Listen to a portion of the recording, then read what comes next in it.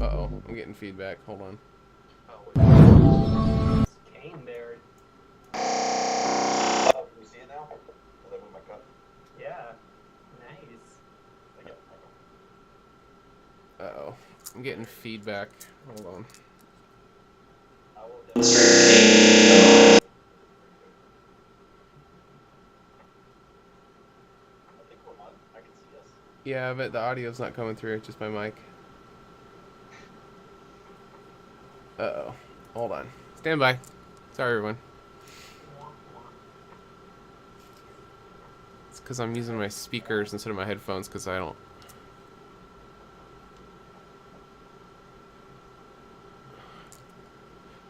Sorry, we're having some audio issues. Stand by.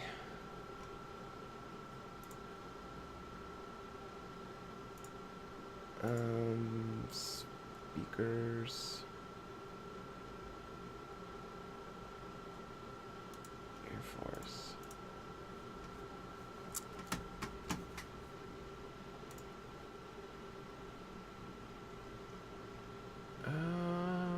Air Force. And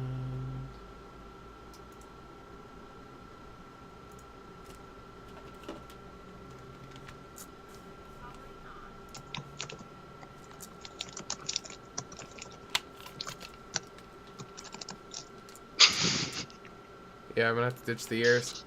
I have to use my headphones. That sucks. All right. Can you guys start talking and see if we're coming through? Balls. Start talking and see if we're coming through. All right, we're good. All right, welcome everyone. Sorry about that. This is Red Dragon Inn. This is our Dungeons and Dragons talk show for our Horsemen of the Apocalypse campaign channel. I am your humble DM Steelax. My name is Sean Steele. I live in Idaho, and I was dressed as Puck, one of the character NPCs from the campaign, but I gotta ditch the ears because gotta use the headphones tonight. But welcome. We have DJ Punk. Yes, steampunk. Yeah. So we'll go around the table and introduce yourselves and let us know who you're dressed up as tonight. Well, right off the bat, my name's Kyle. I'm from York, Pennsylvania, and tonight, not only do I play everyone's favorite bard, Finley Shenanigans, on Tuesday Night HotA, but now tonight, I be dressed as Finley Shenanigan from Tuesday Night HotA. I have my glamour hat here, and my glamour coat, and my glamour shirt, and I have my glamour cane, and I wanted to show this to everyone. I don't know if you can see this, but check this out. Can you see this? Let's get glamour. Ready? Let's get magical. What? Ooh, nice. So many glamouristical things happening here over in Finley's basement. More than normal. About the normal. But anyway, that'd be me. Happy Halloween, everyone. Okay. Hello, everyone. My name is Connor Tibbs. I'm the new fourth player for HotA, and I'm dressed as the Doctor, Doctor Who, particularly the Matt Smith version. And really excited to be here and talk about some monsters. Happy Halloween. Okay, thank you. Hello, everybody. I am William Shawtrun, and I am in Central California, Modesto, to be exact. And today I am playing Bale Bondan, the Monster Slayer. Awesome. Happy Halloween. You got any hardware you want to show off? I got my sword. Yeah, that's it. Runic drawings, which you can't really see, but yeah. Fun. Awesome. Nice. Silence my cell phone since they are not around in medieval times. I don't know. Did Puck invent a cell phone? I feel like he would. That was just Butterbutt. Don't worry about it. Oh, that's what I forgot. I don't have a bird. Fuck. All right, we're good. On the break, go out and find one. Yes, that's it. And last but not least. Yeah, so my name is Kayla. I'm on the other side of Pennsylvania in Pittsburgh. Hey. And tonight I did my best to do Kalyana from Critical Role, played by the one. I think it was awesome. Excuse me. And happy Halloween, because it's the best night of the whole year. Yeah. I think you did awesome. It looks cool. Got the cool Great.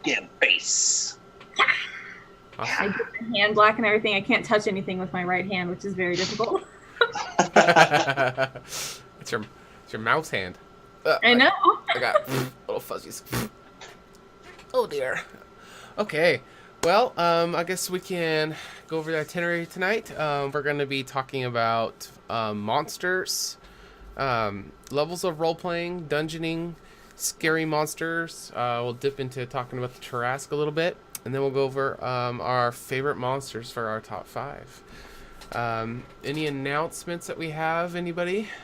Before we We have begin? our big announcement for what's happening next Tuesday. What is happening next Tuesday, Connor? Go ahead. We are getting back into session 0. Yeah! We're streaming a game. Yes. What time can people find us and what day? Connor? People can find us at our Twitch on Tuesday nights, 6:30 Pacific Standard Time. It will be our 3 original players with Kyle, AJ, and Dylan playing Finley, Rin, and Kurtz, respectively. And then I eventually will be jumping in as my half-orc ranger, Urgra. Perfect. Yeah. Welcome to the HotA family. It was so nice to get you on board. Give us a quick backstory about your encounters with our channel and Oh, okay. your little road all right. to. So it was a serpentine road. So I first saw Cruise and Roll 20 looking for games to join, and January of this year I found a posting for this game called HotA, looking for players, possibly developers. And so I sent an email saying, hey, I'd be interested. I got an email back from Sean saying, hey, you sound good. And then didn't hear from him in about 4 months. Mm-hmm. Then about June, Mm-hmm. again, cruising roll 20, and like, oh, it's this HotA thing again. Hey, are you still looking for people? Oh, yeah, I remember you, sure. So several interviews later, I got to the final round of interviews, and I got knocked out in the final round. But then, again, I was just, I think it was like last month or so, I was just cruising around the HotA website, because at that point you guys had episodes up, and I was going through them, and I asked if I could join the PvP competition, which is coming up.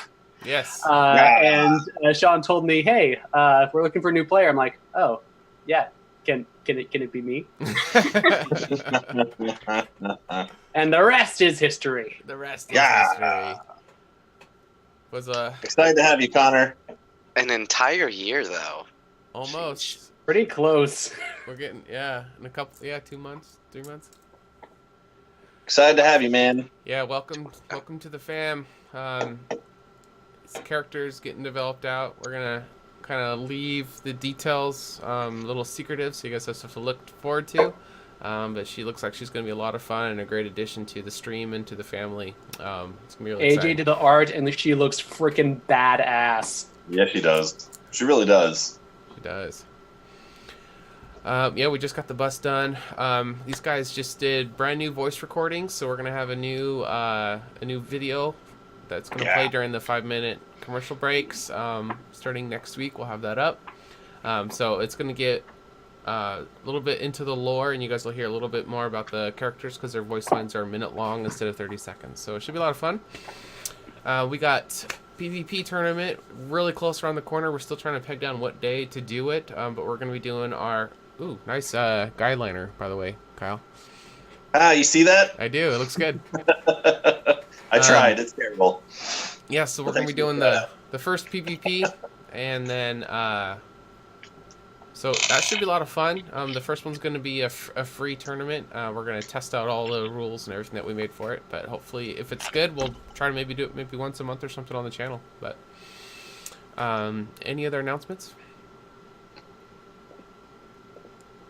Sounds good. All right. Well, happy Halloween, and let's get to it. Happy Halloween! So let's talk monsters. Let's talk, you guys and gals. Let's talk. Looks like we got AJ in the chat. AJ! Welcome, brother. Hi, AJ! A little shout out to our favorite elf wizard historian, collecting a manifesto for the world of Candoria. All right. So first topic is going to be levels of role playing. So let's go into a little bit about starting from like your first time role playing. Maybe let's go with what was your guys' first role playing experience, and then kind of build up into all the way up to LARPing. What was your guys' first experience with role playing? Oh, that's That's Now wow. we're talking 5e, like, or just Dungeons and Dragons role playing, not like just No. like. I think Any- Dungeons and Dragons. I think roleplay in general. Or, Yeah. or Let's do you? just do. Yeah, let's do role playing in general. What was your first? Because we're talking about just levels of role playing. What was your first experience to role playing? Whether it was you doing it or seeing other people be nerds, and you're like, "What the hell is this?" I mean, technically, mine would be musical theater. Would that be a count? Sure. Or Sure. Yeah, that's role playing. all right. So I've been doing musical theater since I was 6. I saw a production of Peter Pan, and I saw kids flying on stage, and I'm like, I want to do that. Okay. And so I signed up for that company's next production, which was Joseph and the Amazing Technicolor Dreamcoat. Okay.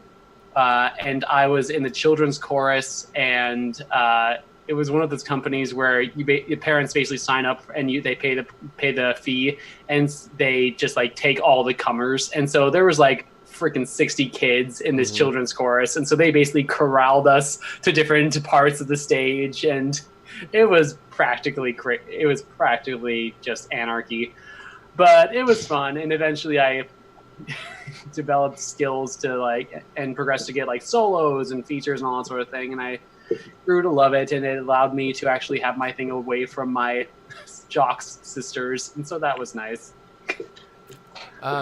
AJ is asking everybody to say who they are. We already said it, AJ. You should have been here earlier, man. No, I'm just kidding.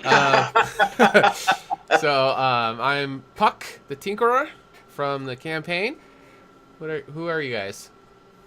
I am Doctor Who as Matt Smith. Okay. I'm Vale Von Dawn, Monster Slayer.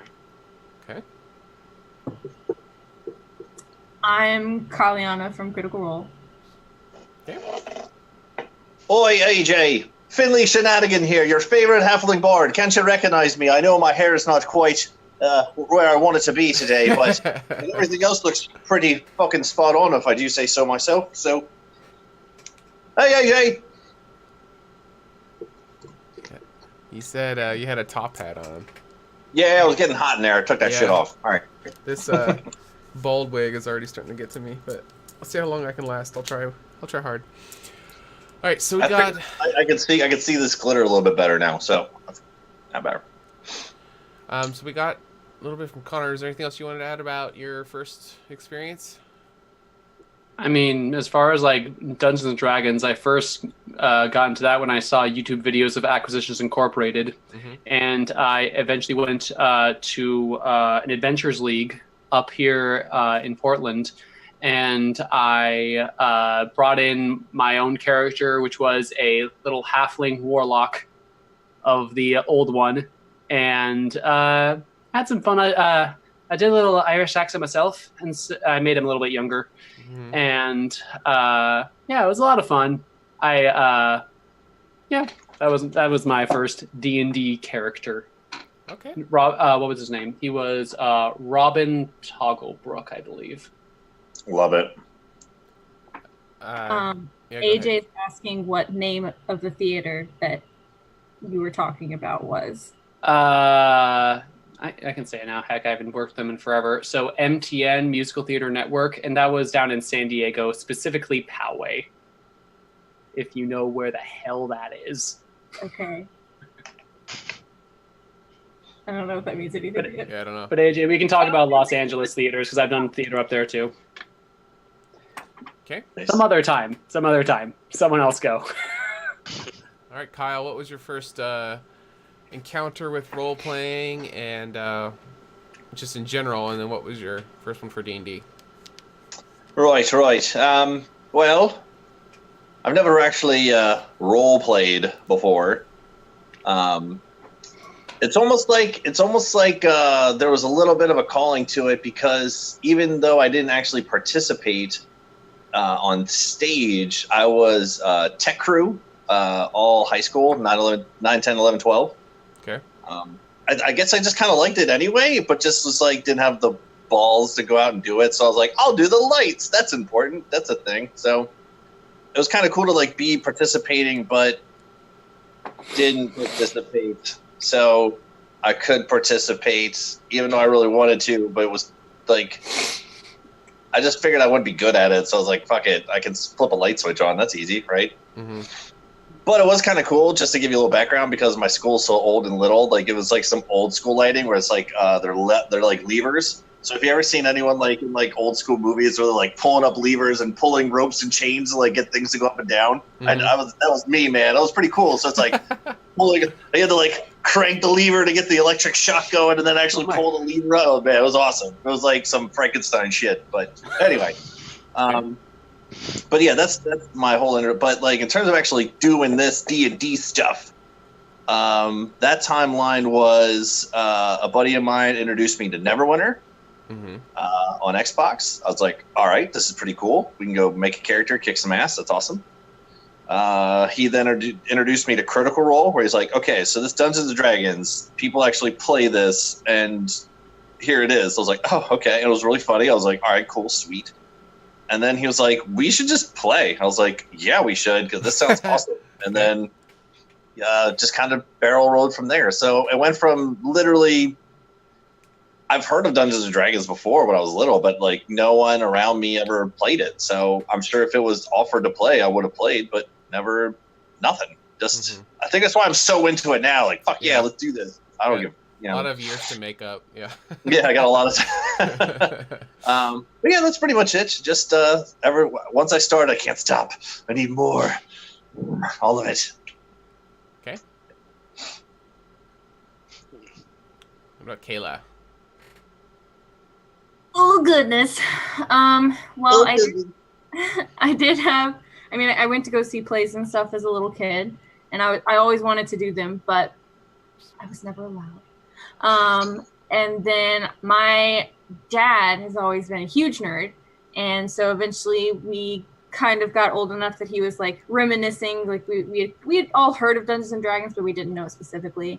My dad started talking about how he was way into Dungeons and Dragons, but because of like the scare that it brought the first whenever it was popular whenever he was little, he never got to play it because his parents wouldn't let him play with the people that actually played. Yeah.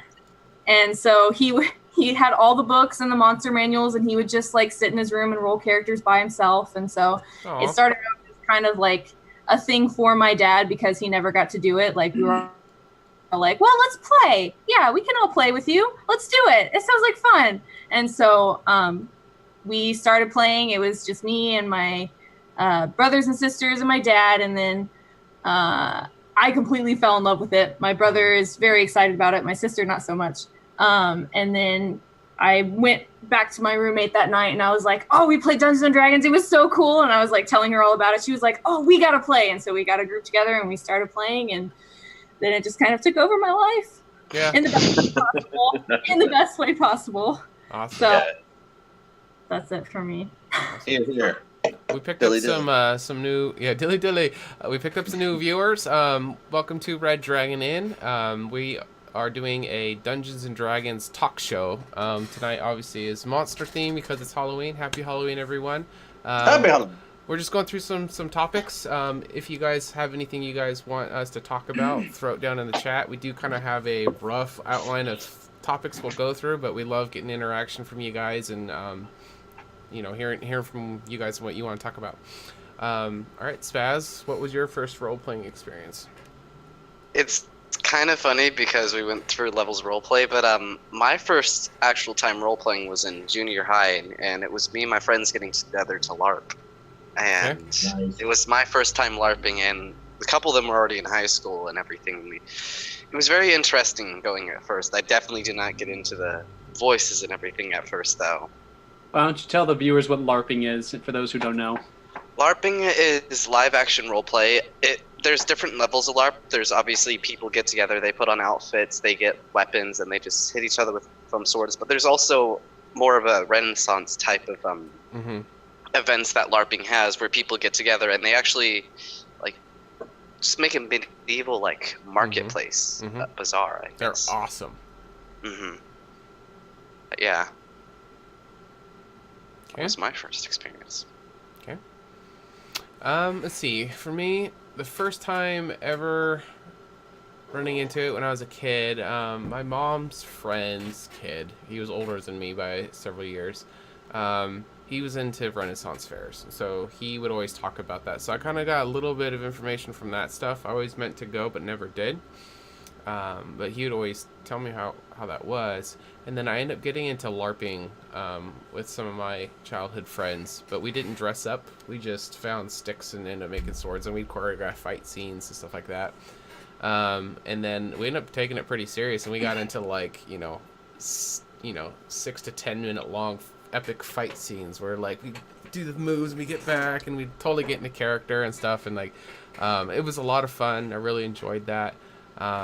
We didn't use foam, we used like legit like training swords, and then we ended up moving to actual like metal swords, so it was pretty hard, like lots of smashed fingers, but so that was a lot of fun. But the first time I saw D&D was in high school. My English teacher, he ran a group of like the nerds during lunch, and I walked by one time and thought it was really interesting, so I kind of just like, oh, I got homework to do, sat down and kind of like watched, from a distance, and that was really cool. It was really interesting.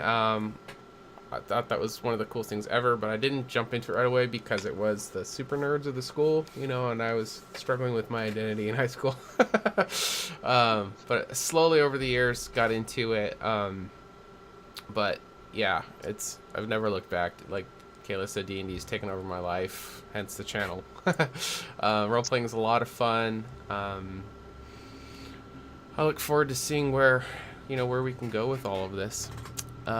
So what are some of the different levels of that somebody can roleplay? So wait, just before we continue, so I'm sitting here, I'm listening, I'm thinking for a moment, and I'm thinking of this like LARPing and plays and D&D and stuff. Okay, check this out. I don't know if I've ever told anyone any of this nonsense, but I could totally bring up some old videos. Would you or would you not consider the fact that I had a makeshift wrestling ring in my backyard where my buddies and I would get together and film us coming out to entrances and wrestling in the backyard? Is that kind of sort of some live action role? It kind of is, right? I think we're gonna actually need to like see and observe the footage in order to decide. Yeah, So, are we talking like actually not, like your wrestling actually have like backstory and like interconnections between the backstories, like a la South Park, and just like fury and drama? Yeah. Yes. We had like tag matches and like betrayals and people turn on our tag partners. Oh yeah, all that kind of fun stuff. Yeah, we're gonna need to see like the actual footage. I'm not even embarrassed. I'm not even embarrassed to show that. I can't believe I even forgot about that. I did that like all the time, but it's like, oh my god. So that's where it is. That's where I tucked it away at. All right. It's been inside this whole time, just in my backyard in a wrestling ring. All right, I'm definitely going to show that. I'll have to find some. Just for clarification, Shadow Kills said, is Sean trying to say he isn't a nerd? I am definitely a nerd. Yeah. I'm not saying I'm not, for sure. I run a D&D channel. I'm a nerd. Okay. Just had to throw that out there. I'm sitting here thinking about it, and Sean's over here talking about hitting each other with sticks. I was like, oh, I remember when I was a kid, we'd like, do ninja fights and sword fights and stuff. Mm-hmm. Like, yeah. What the hell's the matter with me? I had a freaking wrestling ring in my backyard. I had so many different weapons. We even made like homemade ninja stars, and we got really good at them. Really good. Yeah. I'm not even embarrassed. I'll show the fuck out of those videos. We made music videos out of them. All right. Anyway, whatever. All right. Continuing on. We're good. Music. That's a whole nother RDI. All right. Continue. All right. So we got like theater role playing. That's one level. We got entry level D&D where you make a character, and you get into the character and you're playing together with other people. What's kind of like some different levels? There's LARPing that we talked about. I've never done the full-blown LARPing where you make a character, you dress as the character, you fight as the character, and you adventure as the character, like in real life. I would love to do a legit full LARP. They have them in this area, so I'm going to be looking into it, but I think that would be really fun. I actually would think that would be the funnest job ever, is to like actually run a business that did that. Like people would come in and you had like preset stories that they could go through in a bunch of costumes and have actual actors that could be the NPCs. I think that would be the coolest fucking job on the planet. But, so what are some different levels of role playing you guys can think of? Well, I think one of the more accessible ones is just like for like when you're playing a Dungeons and Dragons campaign and you have your character, and just like little what steps you're taking to make it more real, as in like affecting a voice, affecting an accent, or like taking a posture. Like I know, like in the past, like I've taken a dice that I never used for my character, like a D10, and I've stuck it on my seat and made me sit on it, so that way I'm uncomfortable. So it reminds me to sit in a certain way. Okay. Hardcore. I'm gonna try that right works. now. This D20's going in. It's going in. 4 hours later. I don't even notice it. Where to go? Yeah. Swallowed up. Yeah. Also, and then the next thing after that, I think, would be just changing your clothes or having a certain weapon or props, and then possibly makeup, wigs, that sort of thing, and just stepwise progression. Okay. What are some other things people can do to kind of increase their level of role playing that you guys can think of? Before we started, you were talking about voice fluctuations and stuff like that. Mm-hmm. What are some tips you guys have for people for maybe trying to do voices? Practice makes perfect. Yeah, and no one's good at it when they first start. So if you have like one person in your group who just seems to be able to jump into a voice that's just like, oh my gosh, you don't even sound like you, and I've never done a voice before, calm down. It's okay. Like one thing that I have people do who are like kind of nervous is I kind of say, okay, we're going to do your voice, but we're just going to pretend like you've just run a mile. So you're talking kind of breathy, and you kind of, whew. And so even that is just a new part of your voice that doesn't sound, it's still you, but it's something you can sort of make adjustments to. Or like maybe you pretend like you're more in your nose and like you have a cold, and so you kind of have a little bit more of a nerdy sort of breaks in your voice. And so that's something you can do. And it's much easier than going like low and like heroic and all that sort of thing. Because it's very easy to break, and that's embarrassing for everyone. Right. If you can't laugh at yourself. A big part of doing voices is being able to not take it too seriously and being able to laugh at yourself. Make a complete fool out of yourself. Yeah. Yep. Have no shame. Because you're there to have fun. It's D&D. Okay. But yeah. Awesome. What are some other ways you guys think people can take their role playing to like another level?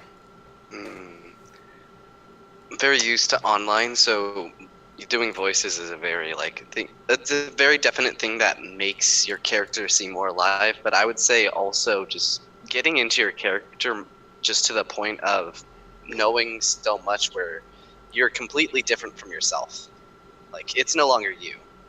You are that person. Become another person. Become another person. Okay. Which can be very difficult in times, especially when you're not trying to break things. What are some things that we practiced and talked about, and are things that we are constantly, reiterating within our own group for our stream about ways to get into character? And well, I think a lot of it too is the precursor, like the setting up the group and get before you're going, about ways to roleplay. So what are some ways that we did here at HotA? Kyle, it's gonna be mostly you since you've done the most player experience. Well, I mean, we've done a couple things, really. I mean, we've definitely, over the last couple of weeks, dove into a little bit more soul searching. See how I did that? Yeah, I see. Of our characters. This is definitely something different when it comes to HotA, as opposed to like just your friend group getting together. You make a character, you want to see how it plays out. This is a little bit more in depth, where for the rest of the, Sean's told us before, where for the rest of the week, you're Kyle is like my secondary person, Mm-hmm. be Finley and you're acting as Kyle for the week. And when you come to HotA, it's you're not acting anymore, you are that. So that's something I really definitely try to do. I try to do a little bit of voice warm-ups, just even like some words, just to kind of get my words in the right way, especially when like Irish stuff. There's a lot of like, instead of eyes, it's oys. Like, oi, I always wanted to see her naked, like, oi, it's not eye, it's oi, just little things like that. You don't like, if you don't, like you said, practice makes perfect, definitely, but like you got to continue, like even just those little nuances to really get it and sell it and make it feel good when you're doing it. And I still fuck it up, it's whatever, but yeah, definitely something that we've talked about is really, you are your character and the rest of the time you're acting as yourself. Okay. It's kind of interesting way to look at it, and I definitely try to do that. Okay. One thing that helped me, like as we're sort of on the topic of like precursor things before the game starts, is if you take notes, I find it helpful especially for ongoing campaigns beyond one shots. Is I tried to make like just a short, maybe 3 bullet points of what does my character want to have done this session? What are their goals? Like, I want to talk to this person because they said this one thing that I found interesting and I want to explore that. So this is a role play opportunity for the two of us to develop more. Mm-hmm. Or I really want to get that item possibly away from that party member. How am I going to get around like PvP and still get what I want?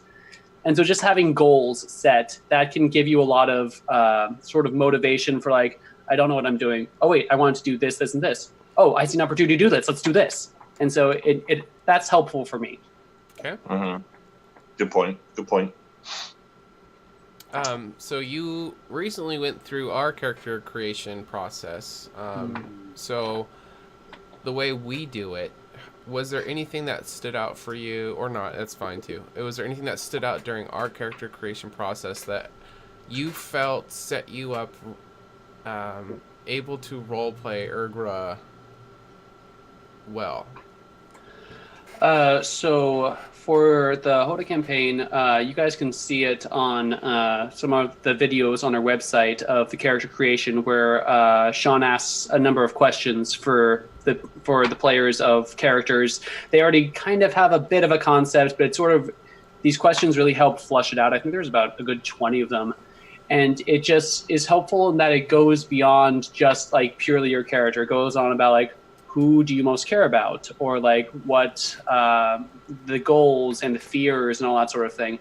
And so it really just helps flush out beyond just like, okay, I was a farm boy who found out he's really good at a sword, and I killed this bandit captain, and so now I'm kind of a hero, but I don't really know what I'm doing. And it just gives you more than just like the top of the head character. Okay. Mm-hmm. This beard on beard action is quite.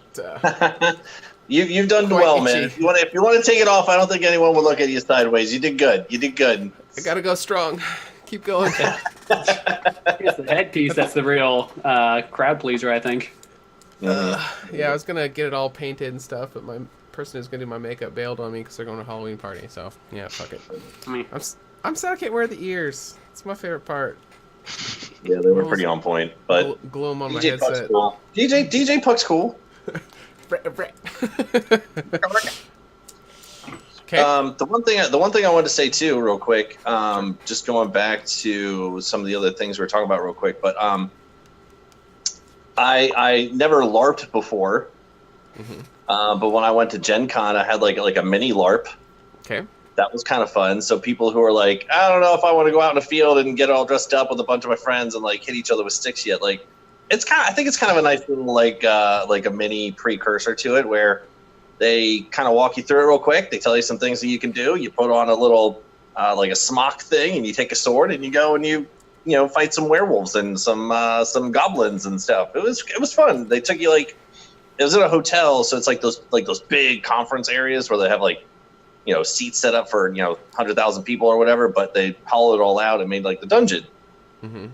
That was pretty cool. And then someone in the chat put something about like a live action Clue thing.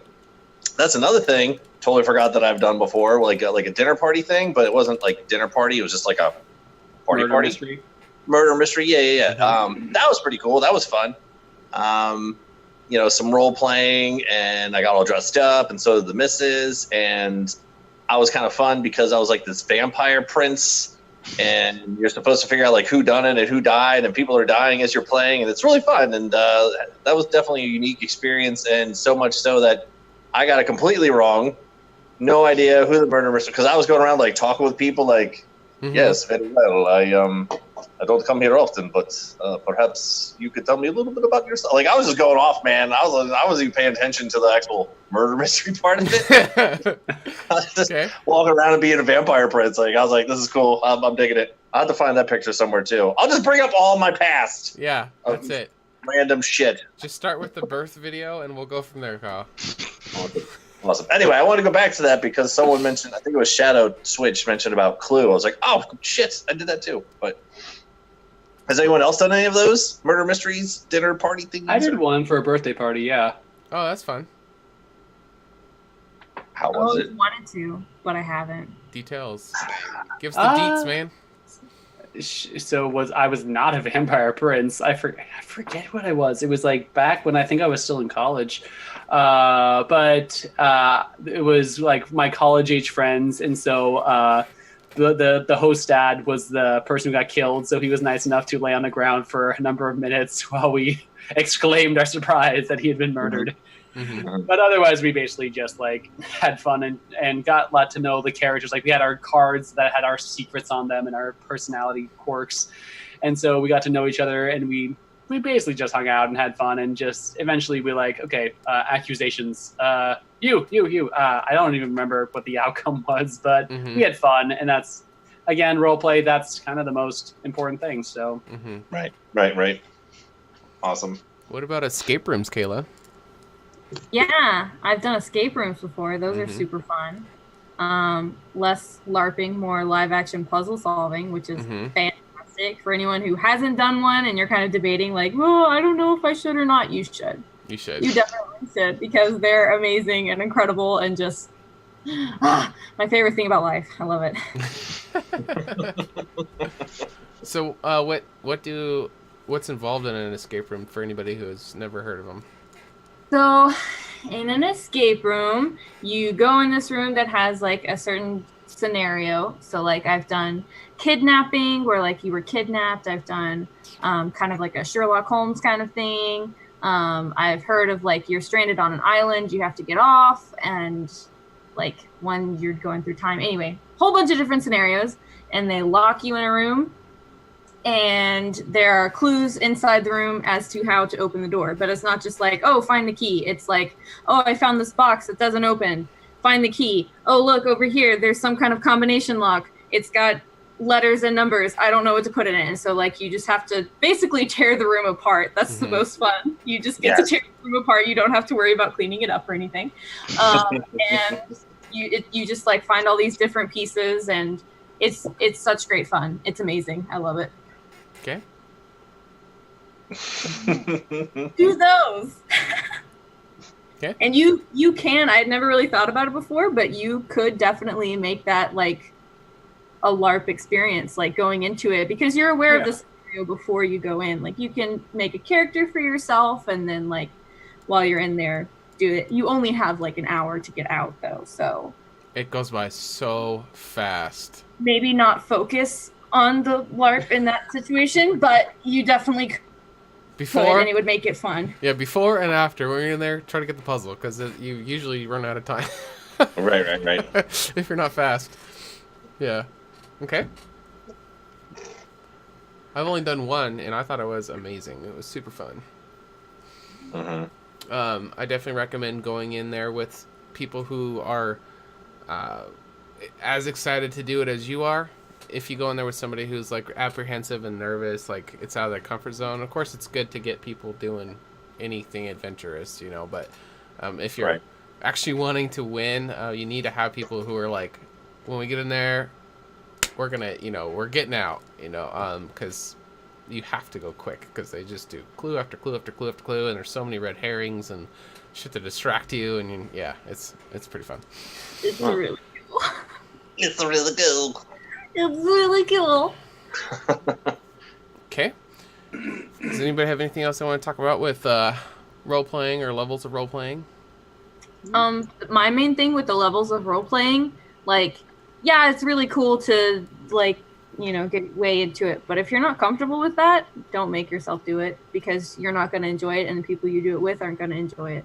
Like, you can kind of push the boundaries a little bit, but if you're not comfortable with it, don't do it. Like, you can work your way up to it maybe, but don't just jump in if it's not something that you want, because role playing is all about having fun, and you're not going to have fun if you're not comfortable. That's the only thing about role playing that I have. Okay. It's a good one. It's a good point. We're supposed to be having fun, damn it. If you're not having fun, what the hell are we doing? Yeah, exactly. Exactly. It's really important when playing D&D.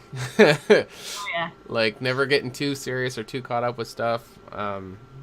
Yeah, I had a moment last week just with something stupid small. It wasn't even a big deal, but I got really tilted about it. And I had everybody reminded me, like, dude, just calm down. Like, this is supposed to be a good time that we all have together.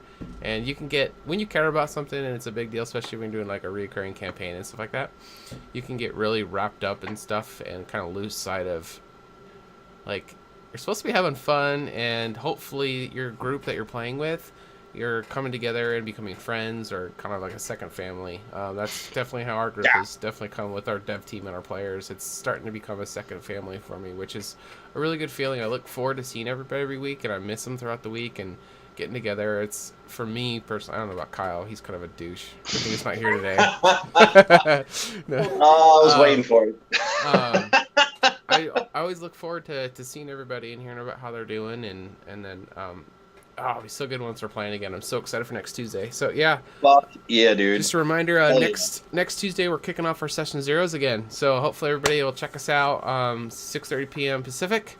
We're gonna be picking up where we left off with the session zero content, and then we're gonna be introducing our fourth player. So our new fourth player. Don't know what that was. So maybe if people stick around at the end of the channel, I can give a little bit of deets on your character. Yeah. Ooh. Another thing would be good for us if we have new people joining, if we could have a write-up of what's happened in Session 0 so far, so they don't have to watch the, what is it now, 35 hours of content. Is it really that long? There's Quite like possibly. 50-something episodes, I think.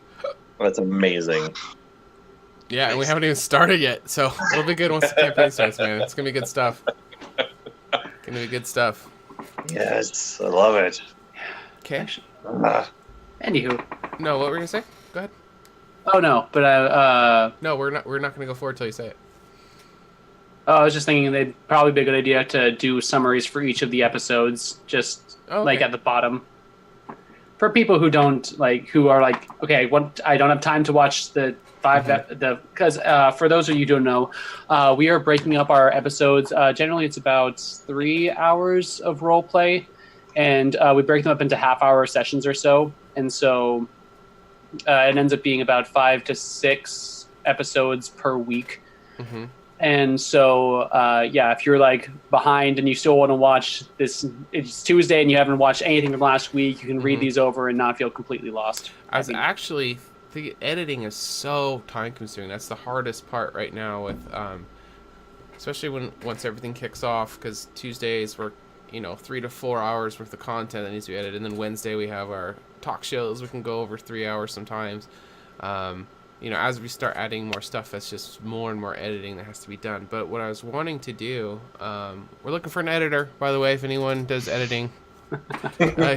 Email me at HotARPG@gmail. So No, you're editing. Yeah. No, you're dragging it.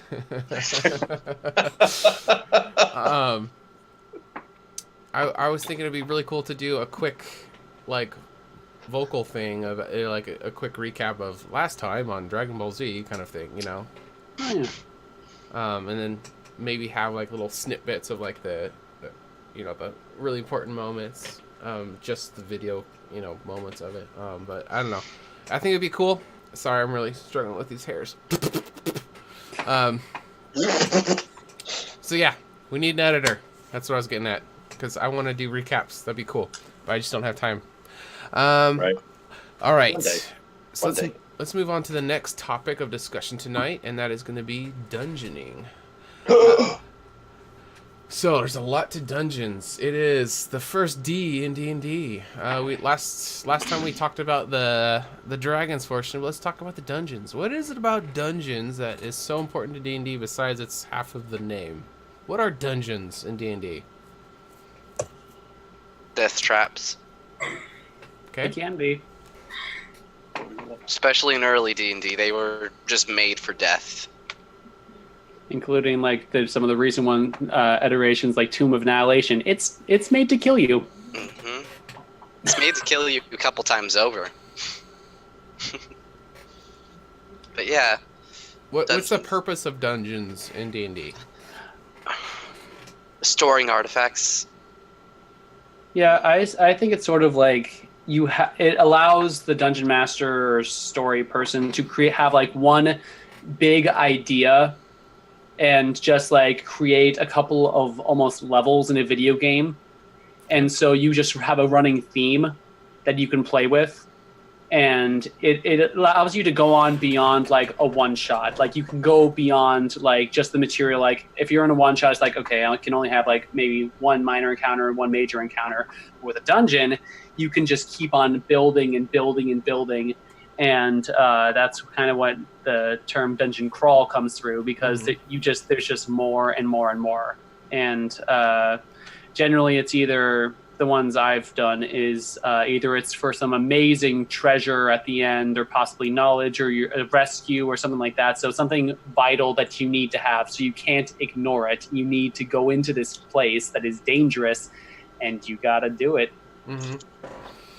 So in the the campaign session zeros, Kyle, the most recent events, you guys found yourselves in quite the dungeon crawl that you guys were not expecting.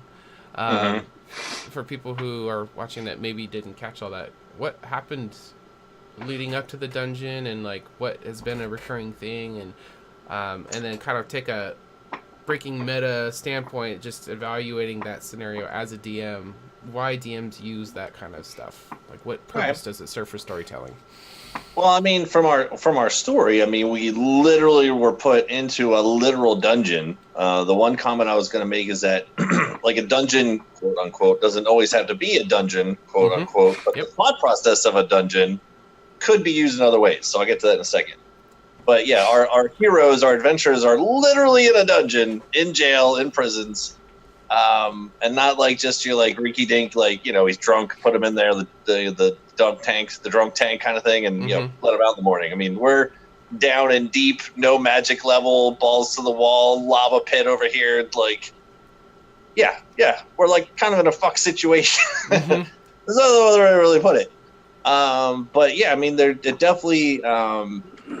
What's cool about this is that, you know, looking back on it later, it's definitely something that you'll remember. It was kind of a cool, unique way to like mini separate the group, which you're not supposed to do in Dungeons and Dragons ever. But it kind of sort of did for a little bit, you know, split the party. And it was also kind of unique because as Finley, you know, traverses through there, I mean, there's a little bit of items. You're kind of getting a layout of the land. There's things getting revealed. There's things that it's kind of cool that the one player knows, but the other players don't know. Like, there's a lot that was going on in that situation. And now it also builds like a little bit, like Connor was saying too, in terms of like a thought process here. Is like, now we have this situation that we're in, and now we got to figure out what the hell to do. And bonus level, we don't know where we are. So lots of things going on in this dungeon excursion, literally in a dungeon.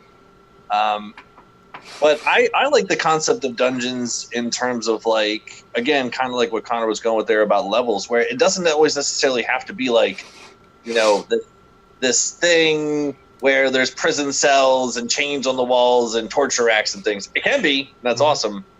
But it can definitely be something, in my opinion, something that I've used in more of like a, I'll comment on the DM thing that you mentioned. it is something kind of cool to give a unique aspect to. How do I want to say this? It gives a unique aspect to some plot points of something that the DM might want to get across or get dropped into the game somehow.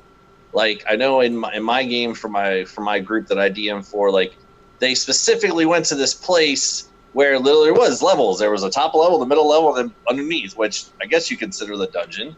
But it was something where they didn't know what they were running into. They didn't know what they were going to find. Spaz mentioned about a place for artifacts. I mean, it's a place where anything could happen, which is kind of fun. And they did. They found some pretty cool stuff and a little bit of lore. It's a nice way for a DM to not force, but kind of sort of get the players some stuff that they need, whether it be materials or information or something. And I use it as a hook point, and in terms of like this, a little bit of breadcrumbs. Oh, there we go. That's what I was looking for. It's a great breadcrumb to leave. Like you sprinkle all these little ones, and now you give them like a big old piece of the loaf. But it's not the full loaf, and now they got to keep going. So bringing it back to HotA, I mean, I don't think this is going to be the last time we're going to experience this place. I think we need to get the hell out of here. But whether it be that dungeon specifically or that town specifically, it's definitely something that we're not going to forget. Hey, remember that time we were just thrown in this fucking dungeon for no reason? And it was a story point, too. We learned some information in the process. So why were you guys thrown in that prison? Because some other assholes were doing some stuff, and it made it sound like we were doing it, and we turned to find out that we think that it's the clones of us, and it's like, what the hell's going on? Okay. But it's all good stuff. It's all good stuff. And another thing, too, if that wasn't at least... Now, Rin kind of pieced that puzzle together on his own, and we're kind of going with it because it feels right. But at the same time, like as a DM, you can kind of like little mini Brinkle spread breadcrumbs us to that. And now we are getting a little bit more bigger breadcrumb information, and it's possibly going to lead on to some other stuff too. So dungeons are pretty great. It doesn't always have to be the walls and the chains, as I mentioned, but the thought process, the topic of it, you can really have a lot of fun thematically changing it up to make some cool stuff happen. So I actually that's my rant. That's my rant. Continue. I actually have a question for you, Kyle. Yeah. Was going in the nude better or worse for Finley? It's one of those things where it's like just I think it was more just like a comfort level thing. He was a little nervous and a little scared and just wanted to be at his best, even though he was by himself and kind of at his worst. He's better with his friends. And I think naked just felt right. I think naked just felt right in the moment where like, that's the best way to be super, super stealthy. Super stealthy. I mean, you guys were in the volcano, so it was pretty hot. So right. Super stealthy. Super stealthy. But I would say you're not a super good role stealthy with player, 2 hidden though, light. if your character gets naked and you're still clothed. I mean, that's not good. Where's the role play, Kyle? Yeah, commit to character, I'm man. trying to make Kyle naked on the stream. That's what they're kind of getting at, Kayla. That's where they want me next. We will get demonetized so fast. Subscriber goal. Hey, we have a disclaimer, right? We have a disclaimer. We should be all right. Speaking of subscribers, if you guys are following us and you like our content or you want to check out more stuff, drop a follow, subscribe. If you subscribe, you get a different icon inside the chat. And then we also have a bunch of mini games you can play. Nobody's really been playing them tonight, but you can do heists and stuff like boss battles and different things. All the rules are underneath. If you scroll down on the Twitch page, you can see how all that stuff works. You get there's Kyle dropping some of the custom emotes. There's 3 different tiers. It really helps the channel out, guys. If follows, we're trying to get up to 175 followers. That's our first hard goal. Yes. For when we do our hard launch, hopefully we can get to 175 by that time.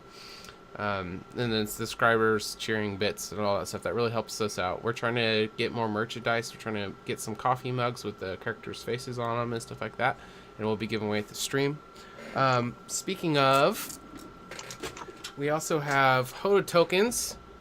So Yeah. they have our symbol on them and stuff like that. We're going to be giving away 10 of these at the end of the stream, but you have to be a follower to be able to enter into that giveaway. So we'll be able to send those out to the one lucky person who wins. And if we can get some subs during the stream, I have a gift, a sub that I can give away for the channel to somebody who is a follower who maybe can't afford to subscribe. But we're going to need to get some other people to sub to be able to enable me to do that for you guys.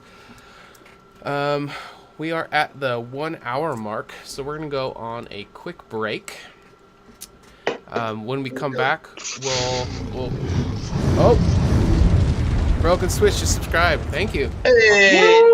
Broken Switch. Awesome. Thank you. We really appreciate it. So we'll definitely get you into the drawing at the end for the tokens. We really appreciate that. Dilly. All right, so we will be back in a few minutes. We're going to take a break. I'm going to adjust my headpiece because it's killing my head, but we'll be back. Thanks for sticking around, guys. Bye. Cheers.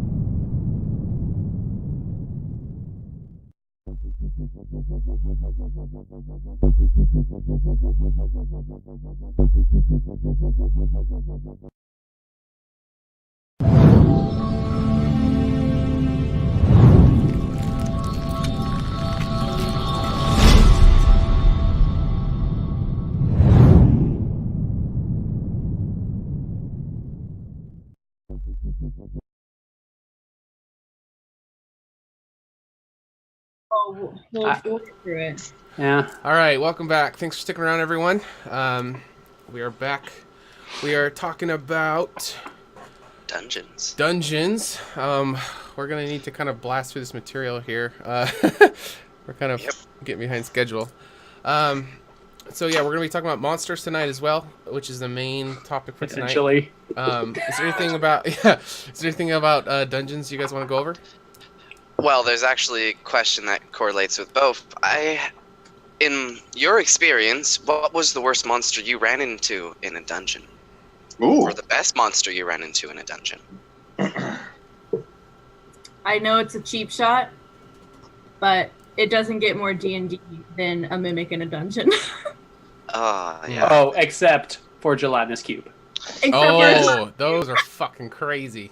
At low levels, you just walk in and suddenly you take like what 2d12 acid damage. Oh, okay. Yeah, Gelatinous cubes are scary for their you can walk into them, but it's always fun bringing a surprise attack with a black pudding falling on top of one of your players, destroying all their gear. Yeah, let's just go into scary monsters. So we'll just start talking about monsters since that's the main topic for tonight because it's Halloween. Happy Halloween, everyone, by the way. So let's get some people who are in the chat. Throw up some scary monsters that you've run into or that you like that's in the monster manual, and we'll talk about them if we see them. If we think they're cool, if not, we'll just totally ignore you, act like you're not even a person. Perfect. Just kidding. Either way works. Welcome to social media. Yeah. Your opinion is not valid. It is. We do want to hear from you guys, actually. But until we start getting some stuff, what's some scary monsters out there that you guys have ran into? Yeah, dungeon monsters is where we're talking about. The Nightwalker. The Nightwalker's pretty terrifying if anybody's experienced. It's a creature straight out of the negative plane, which is pretty much if you go into the negative plane, you die. It's pure. Wait, isn't it's that where your favorite monster? It's not my favorite monster. Oh, no. Okay. Go ahead. It's just a scary monster. So describe it. What does it look like? What are its abilities? It is a I think it's a 25-foot creature. It is a large giant it's completely pitch black. It has no defining features of its face or anything. Anything around it dies. Plants, animals, people, and it's the most terrifying thing because this thing is literally pure necrotic energy. And just walks around and kills everything and sucks it in. Pretty cute. It's the monster of monsters. And unlike most undead, which kind of feast on life, this thing, it's death itself. It's pretty terrifying. Sounds like my ex-wife. And that was, if anybody's interested in looking up that monster, it was recently added in Mordecai and Toma Foes. Okay. Very terrifying creature. You have a wrestling belt too? Yeah, bro. Yes, you are Finley. Yes. Let's leave it up there. Can I do two? Just real quick ones? No. Yeah, go for it. All right. Yes. I'm gonna anyway. Whoever said no. All right. So one will be just a very recent creature that we experienced on my Monday game. We did a quick little like a Halloweeny kind of one shot thing. It was really scary, and I was trying to use this this bad guy in my game that I DM for. And now that's been used, because I try to look for like monsters and creatures that like aren't used at all that much. I'm like, ooh, scary monster, and I'll like write it down. I'm like, how can I incorporate it? But the fact that it was used, it's fine. Like, I'll just find another one. But anyway, it's called a Bodak. If anyone's familiar with that, Sounds familiar. What book is it in? sound familiar. I believe it's in the Volo's Guide. Yeah, I had to think about that for a second.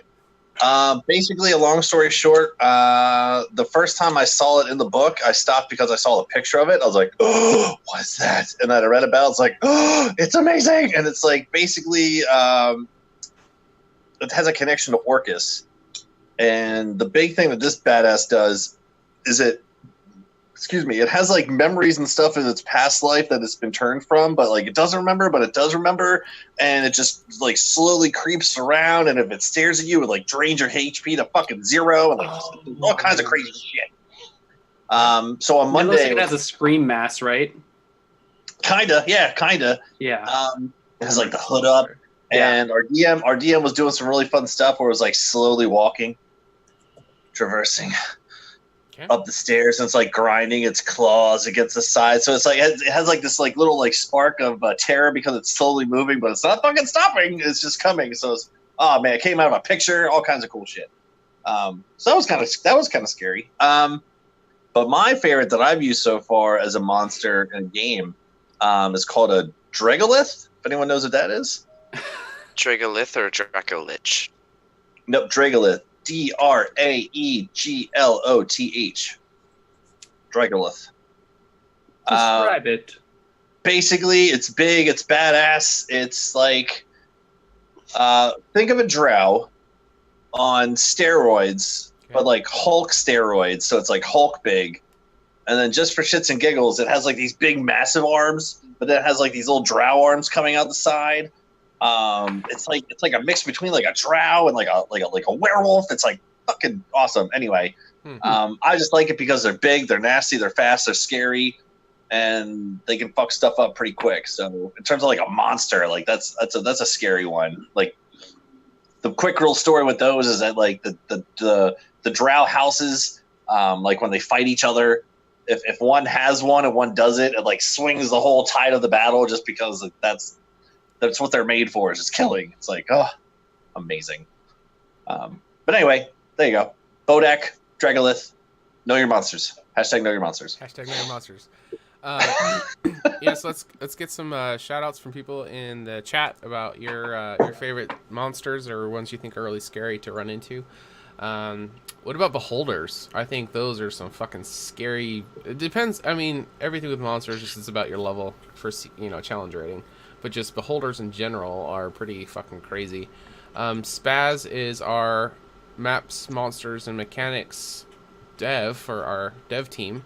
I'm interested to hear, because you're kind of an evil developer. What is your take on beholders? Beholders are, I guess, a very interesting thing, and it really does matter for your party setup how dangerous a beholder can be, because if you have a party of mostly, like, say, a paladin, a wizard, a ranger, and a cleric, if they're within that main eye of a beholder, they're going to be completely disabled with its anti-magic, which they are safe from its death rays, but man, its gaze abilities are just amazing. Yeah, because it's a 150-foot cone. Mm-hmm. It's huge. And another good part about the beholder is you don't always have to follow what its eye stalks do. You can always set up your own listing of what they can do, like one that only petrifies and disintegrates. Always fun when doing that. What are the 10 standard rays? Do you guys know them all? Okay. Telekinesis, charm, disintegration, petrification, necrotic energy. There's no fire. There's no ice. There's no. I think it's only the 5, isn't it? There's charm, paralyzing, fear, slow, Fear. Slow. enervation, telekinetic, sleep, petrification, disintegration, and death. What's innervation? Target creature must make a DC 16 Constitution saving throw, taking 8d8 necrotic damage on a failed save, or half as much. Oh, that's on a necrotic. successful. Okay. Like innervation. That sounds like a good thing to be. It's almost like invigorating. Invigoration ray. Yeah, it'd be Feels someone much hates. better. Promote synergy. The good beholder. Bardic inspiration ray. Yeah, where's the good guy beholder? Like shoots out rays of like health or haste or bardic inspirations. Where's the good beholder? I want one of them. Be like Oprah, Yes. just a floating Oprah head. She's like, you get a buff, you get a buff, everybody gets a buff. Yeah, a support beholder would actually be pretty terrifying. Because imagine going against a beholder that supports enemies that you have to fight. That just be. That would. You would take something beautiful and turn it ugly, wouldn't you, Spaz? I do that with a lot of things. I meant it for the good guys, you son of a gun. No, he It's just what my for the bad It's what my guy. brain do. You can ask like Sean or Kayla. It goes very dark in my head. It's It's truly terrifying. Coming soon to the HotA campaign, supporting Beholder for the Horseman bosses. man, it's pug size. Aww. It's adorable. They have smaller Beholders. Oh yeah, the called- They have spectators. the Pretty small. spectators, yep. The 4 stocks. Spectator. The I watcher. It's different. It's different. What is it? Synonyms for to watch. So. Mhm. Does anybody know how beholders are made? Because it's a very interesting thing. There's no like dreams is and by- stuff. It is Dreams by of the dream. gods. Yeah. If they dream of themselves, which is very rare, but things become real whenever they try to dream it. So if they dream of themselves, they create another version of themselves or something similar to them. And that's why beholder sleeping is never a good thing, because if you're within a certain radius and they think about killing you in their sleep, you're gonna die painfully. But yeah. Hashtag know your beholders. So, Beholders are terrifying. what's the Death difference? tyrants. Yeah, I was gonna say, what's the difference between a Beholder and a Death Tyrant? Okay, so a beholder is pretty much the regular floating head with the anti-magic and the regular ray stalks. But a death tyrant, don't get that confused with the zombie beholder, is Right. the undead beholder with, I guess, floating gems as eye stalks and a giant beholder head. And the scary part about it, anything within its main cone of sight does no longer ages. If they die, they turn to an undead, and you can no longer heal within that ray. So it can be very terrifying because it's no longer anti-magic, so it can also shoot its stalks at you, which was a way of playing a beholder, because it can't shoot its own rays within its cone of anti-magic. But with the Death Tyrant, it can. You can't regain hit points when you're in the negative energy cone from a Death Tyrant as well. Yep, I thought I said that. Did he? We did. Yeah. Oh, I didn't Fuck hear that. those things. Yeah, they're terrifying. And if you die within their area, you turn into an undead, a zombie, most of the time. But it's always fun if it's a higher level party, turning them into mummies or whites. So would you rather run into a Beholder or a Death Tyrant? Beholder. Beholder you can kill with a party that has non-magical abilities. Death Tyrant. What do you think is a vulnerability of a Beholder? What would be the best way of going about attacking one? They're very, how do I put this? Egocentric. Yes. The good way about, I guess, getting on a good side of Beholder is talking good about them. But also another good thing is they overthink everything. So that could be a good thing because they already have it planned out how you guys are going to show up and everything. But another thing is they can overlook things and complicate things to a certain point where if you do something super simple, it might confuse them, where you can get, I guess, a good point around it. Okay. I guess one way is blowing up their entire layer. Because they usually expect you That to works walk. for most things. It Yeah. does. Okay. But that's really good though, because it works on a lot of things. Like, all you need is just to either A, walk away, or B, blow it up. Don't know why everybody keeps walking into dungeons if you could just have a bit of dynamite. Wow, where's the fun in that? That's Where do you just can't just blow up all your problems, Baz. go to your local You say blacksmith and that. buy some TNT? Yeah. Like, You say that, but one day. I don't know what that means. okay. What are some other scary monsters? So, oh, go ahead, Spaz, go ahead. Oh, I wasn't Okay. going to say anything. I thought you said.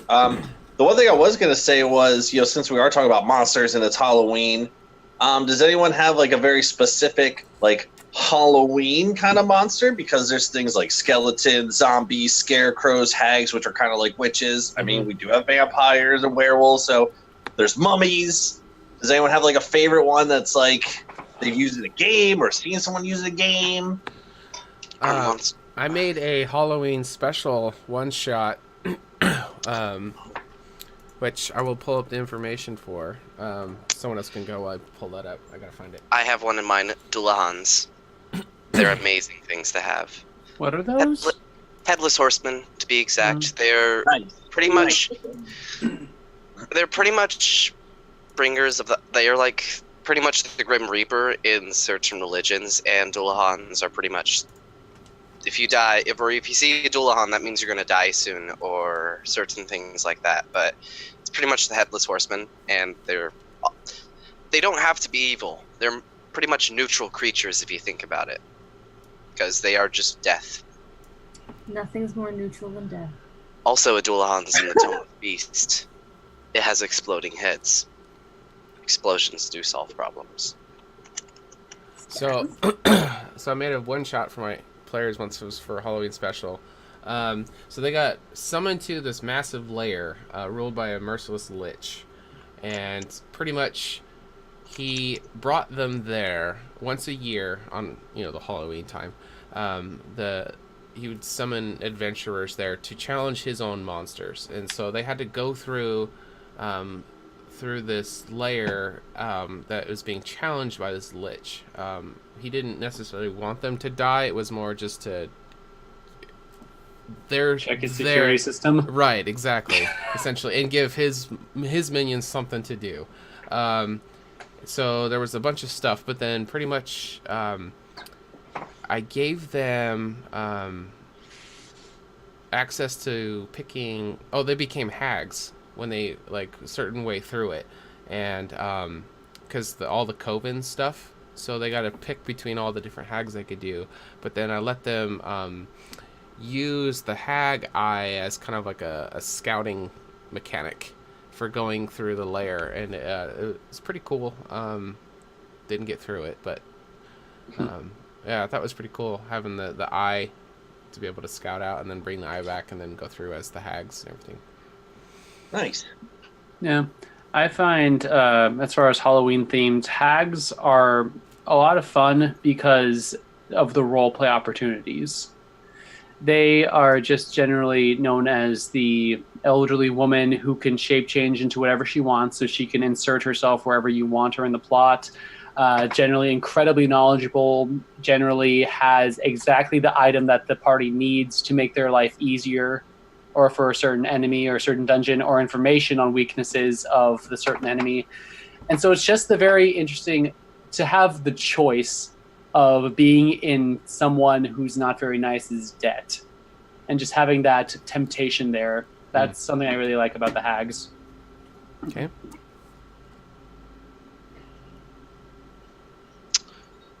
What are some other Would a monsters? Bullywug count as a monster, or would it count as a humanoid? That's a good question. Bullywug? Yeah. Would it be more of a humanoid, or would it be Yeah, more it's a of a monster. It's a monster. Play It would be really kind of fun to put some sort of Halloween thing together, because I mean, you definitely have a lot at your disposal without having to go like, because we've been talking about things like even like with the Bodak, the Dragolith, and like other things from before, like gelatinous cubes and stuff like that's very heavy D&D stuff. But it's kind of nice that you do have that option if you want to make it like our world-ish in a sense, but like keeping that Halloween theme. I mean, you could definitely get some cool stuff between skeletons and the zombies and the mummies and the scarecrows. Like, you can definitely make like a whole haunted house kind of thing, one shot kind of deal if you really wanted to. So that's kind of fun to have that. Like, it's not out of the realm of possibility. It's like in the books, you know. You don't even have to make it up. It's kind of cool. Would you consider? Okay, so wait a second. So is a hag a witch, or is a female warlock a witch? Because wouldn't you technically be a witch if you were playing a female warlock because that's a witch, or is a witch a hag that's a hag a witch? Hags are always evil, and I don't think witches, if we go by the Wizard of Oz standards, can be good or evil. Yeah, from my understanding, just because like witches was like a thing like in Salem and stuff. So yeah, they call male witches warlocks. So I think they're the same thing. It's just the gender is the term. From my understanding.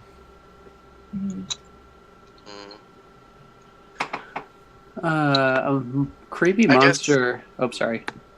Yeah, I would only say the big difference between, I would say, a witch and a hag is a fae, and a witch would be more of a humanoid, if you want to make a difference like that. So I guess, yeah. That makes sense. One's a career choice, one's a lifestyle. Hashtag worldview. One of them's a Democrat, one of them's Republican. There it is. I was just always curious because, like, technically a hag is a witch, and technically a warlock is a guy, so the female version of that would be a witch too. So it's like, you know, which is a witch? Which witch is a witch? Which is witch. Oh no. She's a witch. Burn her. Look at the warts. She's a good one. Yeah. Anywho, that's just something that crossed my mind, but yeah, that's it. Okay. What are some other monsters? Did anybody say anything in the chat? Not yet. Ooh, I have two terrifying monsters, which pretty much do the same thing. Okay. Medusa. Okay. Terrifying, and it's not a banshee, basilisk. Basilisk, yep. With the petrification. Petrification destroys a party. It can. Very quickly. I was almost a Medusa for the stream, but I didn't want to buy a Medusa crown, so I didn't. Oh, gotcha. Well, nobody would be able to watch the stream, so thank goodness. Well, no, it's kind of like it doesn't have the full effect if you like to do it for your stream kind of thing. It's true. It's the whole mirror argument. But then mirrors do work on Medusas. Like, that's how you turn them to stone themselves. Yep. Yeah. But a mirror is different than a screen. A screen is like a filter, and then the mirror is just like to reflect it back, petrification back at her. Yeah. AJ's back. All right, AJ, give us some scary monsters to talk about, brother. Watch them give us monsters that we already went over.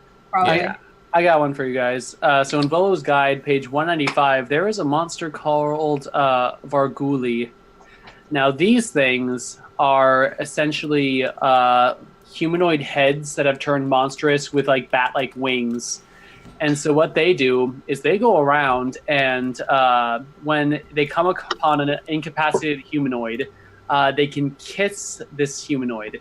And if they do a charisma save and fail, they are cursed. And over the next, hour or so? Yeah, over the next few hours, it gradually turns into one of these things. And eventually the head will rip itself off of the neck, and it becomes one of these things and joins the flock. And writing that down in my notes, how to kill a party. Yeah, the art is really good. What the fuck? They're creepy little things. And the note, it has a little flavor text. Until you've seen a king's head tear off his shoulders and flap aloft amid fountains of blood, only to turn and lap at his own dying gore, and his body totters and falls. Ye haven't lived. And if you want to go on living, you may want to stop watching in favor of fleeing.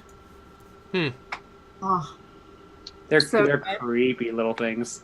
You've been warned. Prepare your charisma saves. You've been warned. I know it'd be hard for Finley to do that, but it'd be just funny with a small little head floating around chasing you. Hey! Just be like, fuck you, fuck you. Quack, quack. It can only do it for unconscious people, so it needs to kill you first. Ah, Have you guys ever used unicorns for a monster? I have. Doesn't surprise me.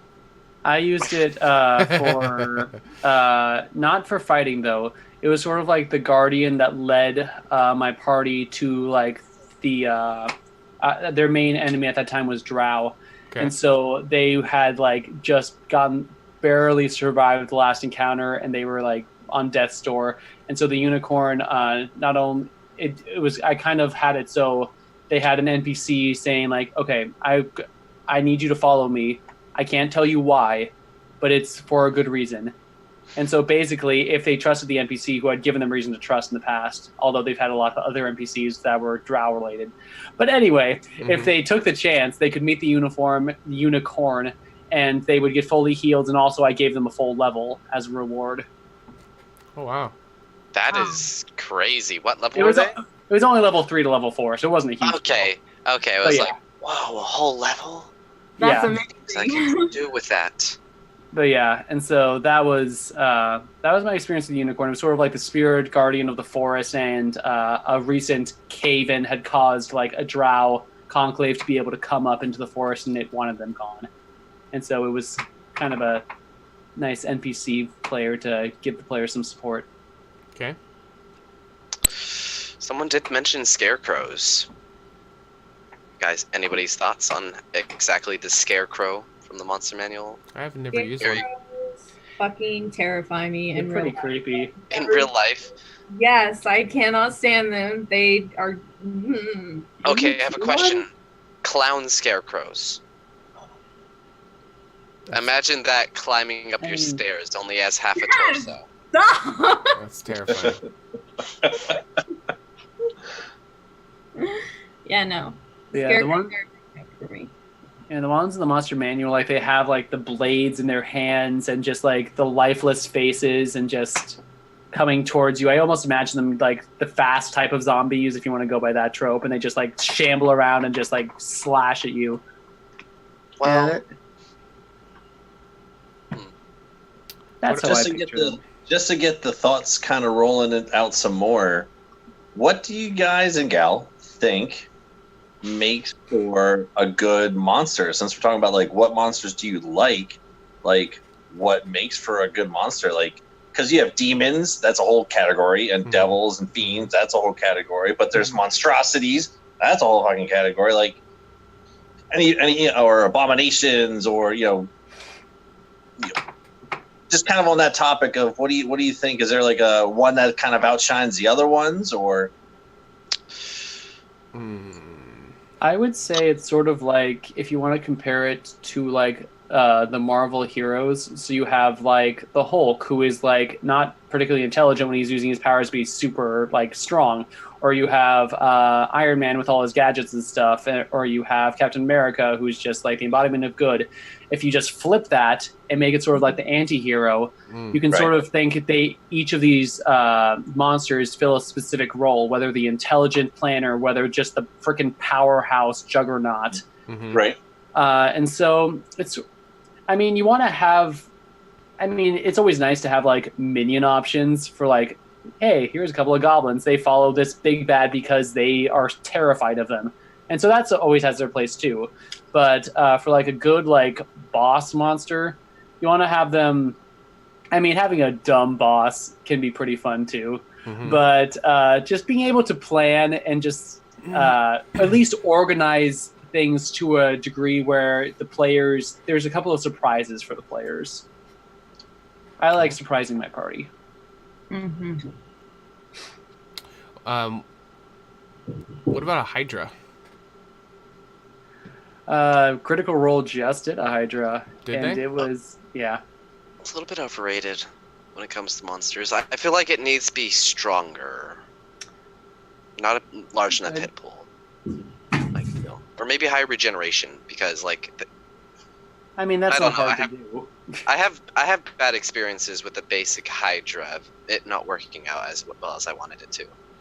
They're kind of like the longer the fight goes, the crazier they get, because each head gets a bite attack and they regain 2 heads for every one they lose. So I mean, if they got 10 or more heads, they do 1d10 plus 5 piercing for each head. So that would get kind of crazy. But yeah, the health pool, what is it, 172? It's respectable, but I mean, yeah, if you get, like, for Critical Role, when you have, 6 players, and plus someone was playing Yasha for 7, plus they had an NPC, and so, yeah, just action economy, it did pretty well. But it didn't drop anyone, I don't think. It got close. But... So it says, at the end of its turn, it grows 2 heads for each of its heads that has died since the last turn, unless it's taken fire damage. Doesn't it It have just to takes take, for acid. Doesn't it say it has to lose 25 HP though before it loses To lose a head, yeah. Yeah, In, so that's a in lot one of turn. HP. Not in one attack, though, in one person's turn. Yeah, which that's still a lot of damage if you look at the Hydra's health, in my opinion. It's So a good chunk. When it regrows a head, does it gain new health? It does. It regenerates a little bit. 10 HP for each head regained, I want to say, off the top of my Hydra head. regains 10 HP for each head regrown in this way. Okay. Vindication. Yeah. I would make it 25 for each head. Of course you would, because Just you're so evil. I want the monster to at least kill somebody. It's a monster. It's supposed to be threatening. I don't want a group of people walk up to a Hydra and like, oh, it's a Hydra. Let's just kill it. Oh, nobody I'm really so died. glad you're deving our game where none of us we have no cleric and no one who can revive a dead person. Don't worry. Fine. Everything is fine. The good thing is I don't like killing off immediately.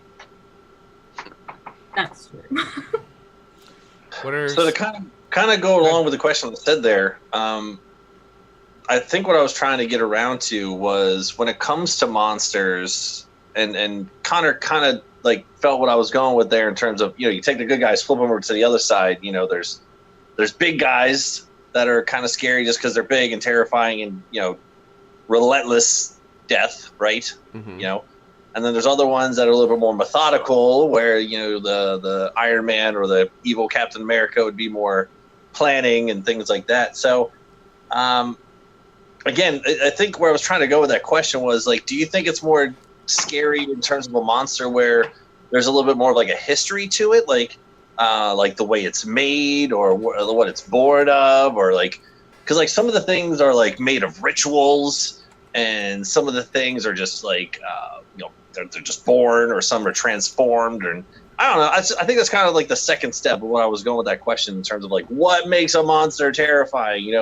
When we watch movies, I mean, you could consider, it's Halloween time now. You could consider any, Jason or Michael or Freddy Krueger. I mean, they're kind of monsters too in their own way. They're not like monsters, Frankensteins or anything. But anyway, that's kind of like step 2 of my question is like, what background, between the lines, backstory, does that help make a monster better? Or is it just, which one's better, the terrifying brute one or the one that has a little bit more methodical to it?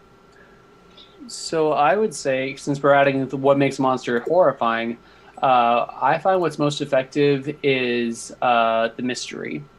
To only have certain bits and pieces of knowledge that maybe the villagers know and pass on to the character, and to slowly allow them to learn more and more about this monster, and make it so that when they learn a new thing, they're like, oh, that makes sense with what we learned before. And so it's sort of like a puzzle, and they get a little bit of gratification, but also at the same time, they have the actual threat of something going wrong, and they still don't entirely know what the hell is happening. That, I think, at least is suspense, if nothing else. Okay. Kind of.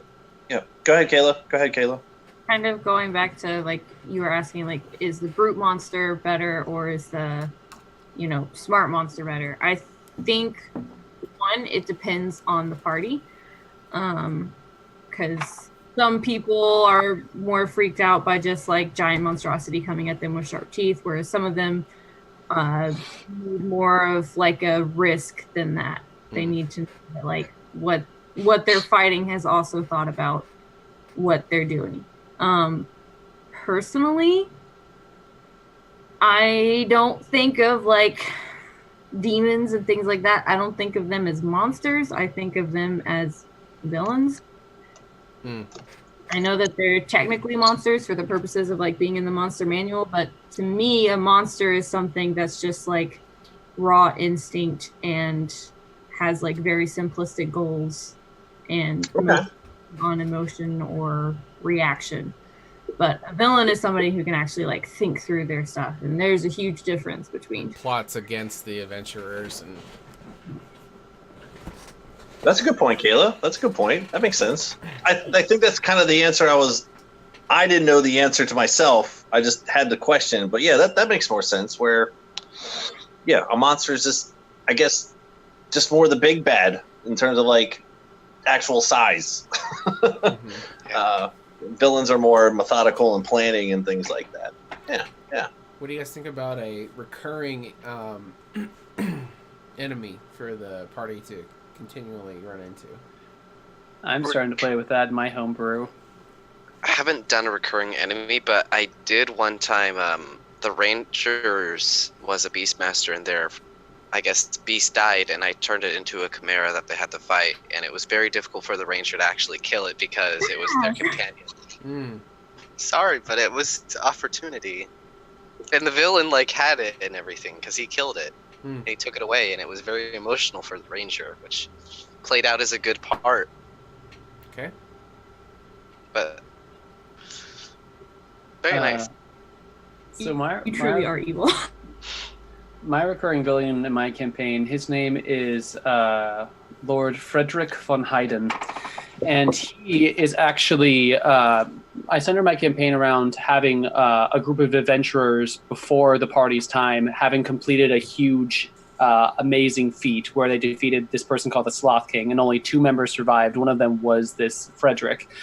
And so he is basically creating a world without tieflings because the party was betrayed by their tiefling member. So he is basically trying to get all of the tieflings sent away to essentially out of the land. And I won't expose too much because I maybe have players watching, but he is just beloved by the people because he was one of the few people who defeated this huge villain in the past. And so he has almost this protection against these underhanded, not very positive things he does. And it's still because tieflings don't have a great reputation to begin with. The party who they're trying to be like the upright good people, like, no, tieflings are people too. But so it almost like, I don't want to say plot armor, but he has things going for him that makes it like when they speak up against him, they're pretty much shut down because there are these new upcoming adventurers. But he basically fights dragons by himself at this point because he is a high-level character who can do that. And so he has his reputation, he has his power, and he... that's the way I'm doing my recurring villain, in that they know he's a villain, and they know they're going to try and face him one day, but at this point, they actually insulted him to his face, and he had a spar with them, and he wiped the floor with them. And so they know that they have if the dice were very in their favor, they could possibly defeat him, but it's not likely. So that's how I'm doing a recurring villain. Like, you have to you're going to defeat this guy, but at this point, because of the political thing, it'd be political suicide to just go up and try to kill him, first of all. And you just have to wait. You know it's coming, but you have to wait.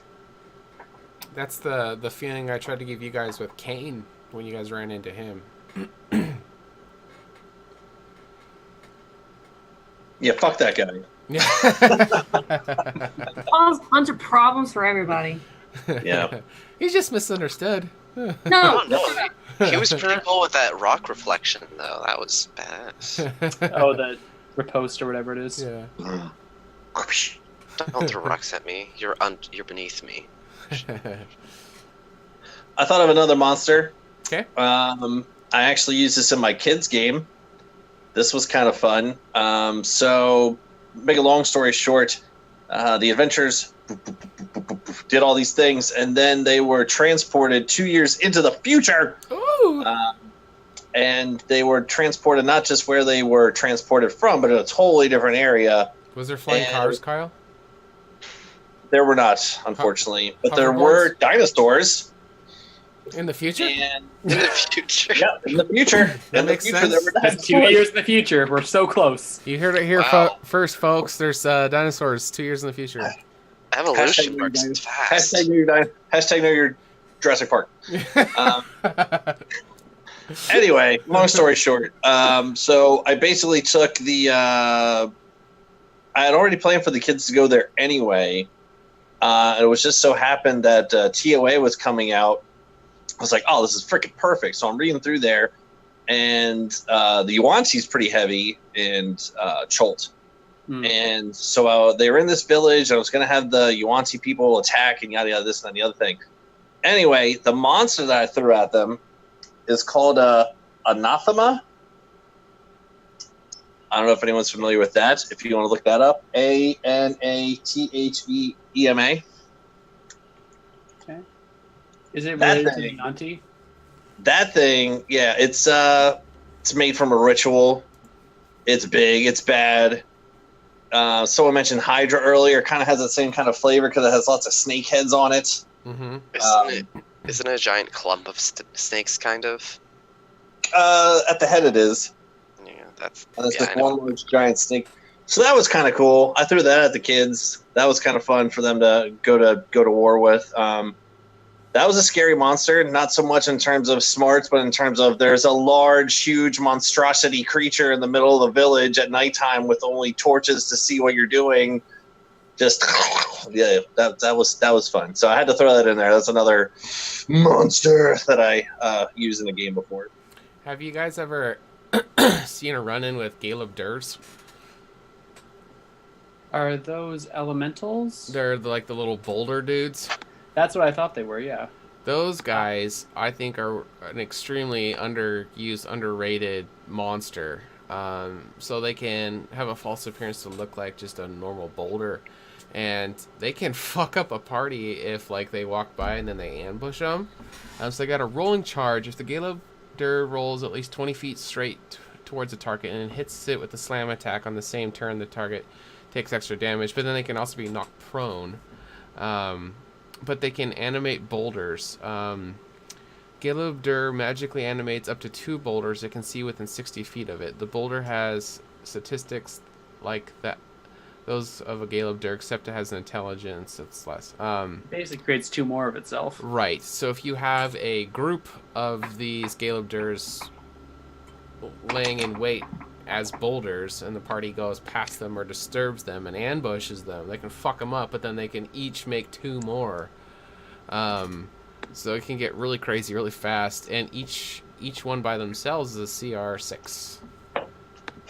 So yeah, they can get pretty crazy pretty fast.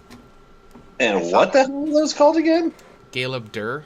It's on. Oh, Caleb Doors. Okay. Yeah. They should be with the elementals, but they're not for some reason. They're page 139 in the Monster Manual. But yeah, those guys, I threw these against a party that was going through a crawl once, and I was not anticipating them being as big of a problem. There was hill giants in the area too, so they were running into hill giants, but the Caleb Durs were fucking up the party way more than the giants were. I was totally surprised. Like, they were just having such a hard time. Let's see, they have damage resistance to bludgeoning, piercing, slashing from non-magical weapons, and they're completely immune to poison. I think they have good AC too. Isn't it like 18 or something? Maybe 17? It's 16. 16? But Respectable, though. they're 85 hit points, though. So, I mean, that's decent for a CR6. But just being able to knock people prone, too, especially if there's multiples, and then they make even more of themselves, and they just keep slamming into people and knocking them prone. It can really, like a lot of CC. So, I know it's another messed up idea, but imagine stone giants throwing them Yes. at the For party. for their rock attack. Yeah, they're just throwing them. That would be amazing. That Party is never expect it. coming I mean, that soon is- to a HotA campaign near you. Yeah, that's a good way to like beef up stone giants because I think they're only like what DCR 9 or so, and you have a party of like level 15. That'd be a good way to beef them up. That'd be crazy. Yeah, just do like just a ton of them. Just, That would be awesome for surround 'em. like a stone giant castle. That's what they have to fight. Okay, I'm gonna write that down.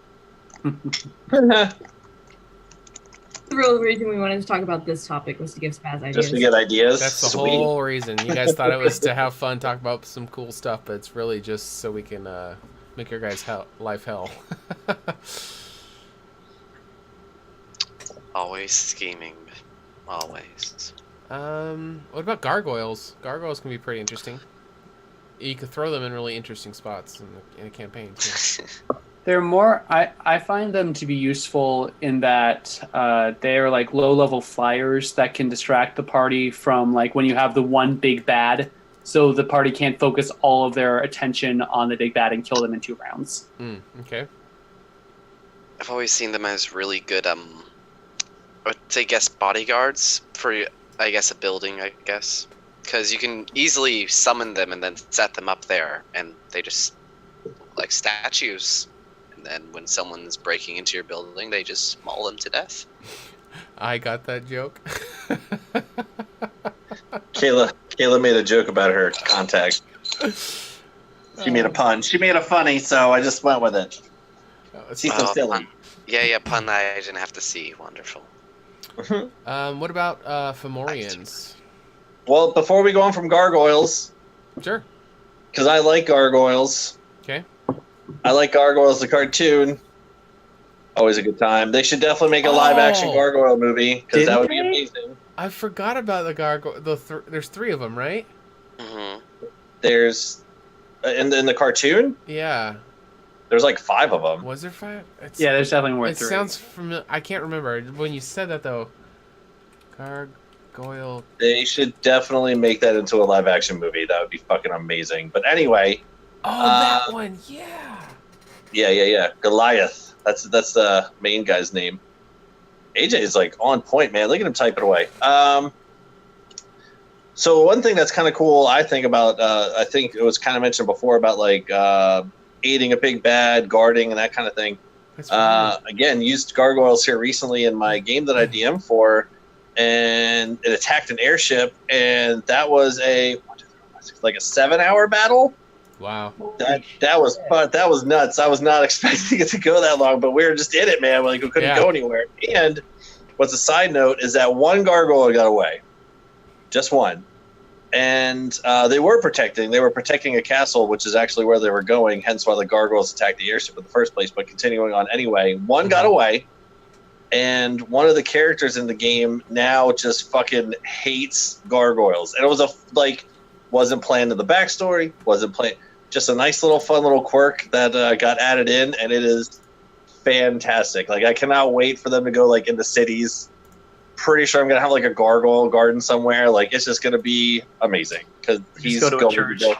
Yeah, he's gonna go ape shit, and it's hilarious. And then a character brought in a character, and they can summon minor elementals, and they can be gargoyles, and it's just so much fun. But yeah, gargoyles. That's a pull in the old heartstrings for me. I love them. And all So many reasons.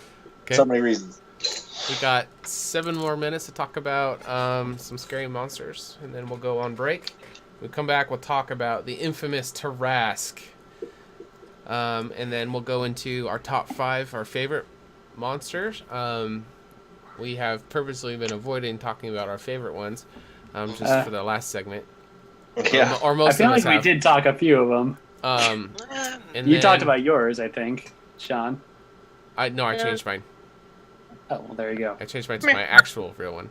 And then we will open it up to a Q&A So you guys can ask us anything about the channel, about us personally, stuff like that. And then we'll do a giveaway at the end of the channel where we will do our HotA tokens. So stick around to the end. We'll do a raffle. You have to be a follower. So if you guys haven't followed yet, drop a follow. It'll really help us out. Or you can do a sub. But we got a few minutes left to talk about some more monsters. Has anybody else got one that you want to talk about? Monsters.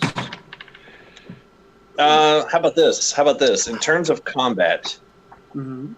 in terms of like things that you've already done or would like to see, what do you have more fighting against? Do you have more fun fighting against? Just to go along with Connor's example before, would you rather fight like the Bad Hulk, which would be more of like a big thing that you'll just go into and just get this thing over with and just see who, like a grudge match, fight to the death? Or would you rather fight a monster that's a little bit more like terrifying with illusions and things, and I don't know where I am, and it's messing with your mind, and it's like, you know, gonna suck your blood, or, you know, something like that? Which would you rather fight or have fought already? I think the best monster fights are ones that have RP elements. Where it's not just, oh, there's a bad guy, let's kill it. Okay, next. You know, even it doesn't matter how challenging or easy the fight is. Ones that can have RP in there. For an example, which Kyle, I think you would love to talk about maybe, is Ettins. Two-headed giants. Yeah. Yeah. Continue. Because the dual personalities, and like you can totally go crazy. Like there's several ways you can go with this. What are your thoughts, Kyle, on or Finley, about Ettins? Well, I mean, not to give away. I mean, hey, they're just in general monsters in general, not a specific They're just one. really cool because they have two heads, Sean. They're also giants. You son of a gun. Yeah, they're big, and they can, the RP of them can be fun if they talk to each other. Yeah, just lots going on with Ettins, Sean. Okay.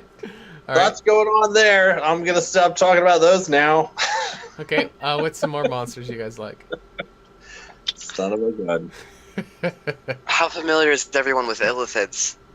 Elephants? Oh, the mind Illithids. The most, yeah. Those are some creepy monsters. Love them. Amazing monsters right there. I don't think I have experienced them in a game yet. How are they like? They have a psionic blast, which pretty much, I think, stuns you if you fail an intelligence saving throw and does a bunch of psychic damage. And if they grapple to you, you become paralyzed, and they slowly start carving their beak into your brain, and then they suck your brain out, and you instantly die. And there's and they learn everything that they learn everything of the people they devour their brains of as well, as long as their life energy, so they can live longer. Nice. They're also in the Underdark, which I guess that adds to it. Have you guys? I know a little bit story-wise in terms of, I believe there was some Critical Role in there, and they are in Neverwinter. They're a whole, level kind of thing in terms of Underdark and Illithid. So I know what they are. I just never had to roleplay / D&D combat them yet. So they get a whole chapter in Volo's Guide, which is really nice. As far as like their backstory and all that sort of thing, as well as the whole Illithids are very much of like the hive mind. They have this thing called the Elder Brain, which is sort of like the collection of all of their cultures, memories, and knowledge and all that sort of thing. And they are all connected to this Elder Brain, and they act very much in the hive mentality. And they want to be connected. It's sort of ingrained into them. Okay. I can go on, but yeah. Just a lot of things. Also, another thing, do Illithids have legs? Or are they like... they always wear robes. They always wear robes. They're like Dementors. They sort of float. Yeah, they float. That's always the question on my thing. Like, and we once had a picture inside the dev chat of an Illithid with legs, and it just didn't look right. Hold on. I'm actually on their page. I don't think they're immune to being prone, which means they can fall. Are they immune to being prone? No, they're not. They're not. Okay. They don't have a fly speed. Their speed is just 30 feet. Mhm. So that implies. Actually, wait. In Volo's guide, there actually is a picture of like a dissected illithid, and it does have legs. It has legs, so it's not a bunch of tentacles. I'm kind of sad now. You can make yours be Ursula if you want. I'm sure. Like Squidward. Squidward, just top and bottom squid. Top and bottom Squidward. Double squid. Poor unfortunate soul. Mm. Have you guys ever used crawling claws? So it's just the little hand. So I mean, they're not something you fight, but they're a pretty interesting way of like introducing some kind of minion in the dungeon-ish thing for like leading somebody somewhere. Mm-hmm. You know, so they could like perk up and like follow and like walk off and like lead people into traps and stuff like that. Because like, what the hell are they? They're obviously, I mean, they can do a claw attack, which is nothing. It's negligible. Yeah, it's more for just like it's flavor. Yeah, give them a little bit of an intelligence so they can kind of, you know, try to sign language to the party and like lead them into something, and they can either help them get through or they can totally pull them into a trap. Yeah, injure the party, don't kill the party, because people don't like when a single hand kills the party. Single-handedly. Single-handedly kills. Yeah! I did it! Yes. I did it! We are a party! We did it! Was that your first pun on the stream? Pun? No, I'm sure I've had some somewhere, but that was a good one. That felt right. I feel like I've had some, but that was maybe my first most dad joke. Nice. Yes. I love yes. dad jokes, man. Dad jokes, my favorite. Welcome, Connor. Single-handedly. All right, we're actually gonna go on our last break. We will see you guys in about 5 minutes. Thanks for sticking around. Yes, Connor. Yes. Dad pun jokes. Yes.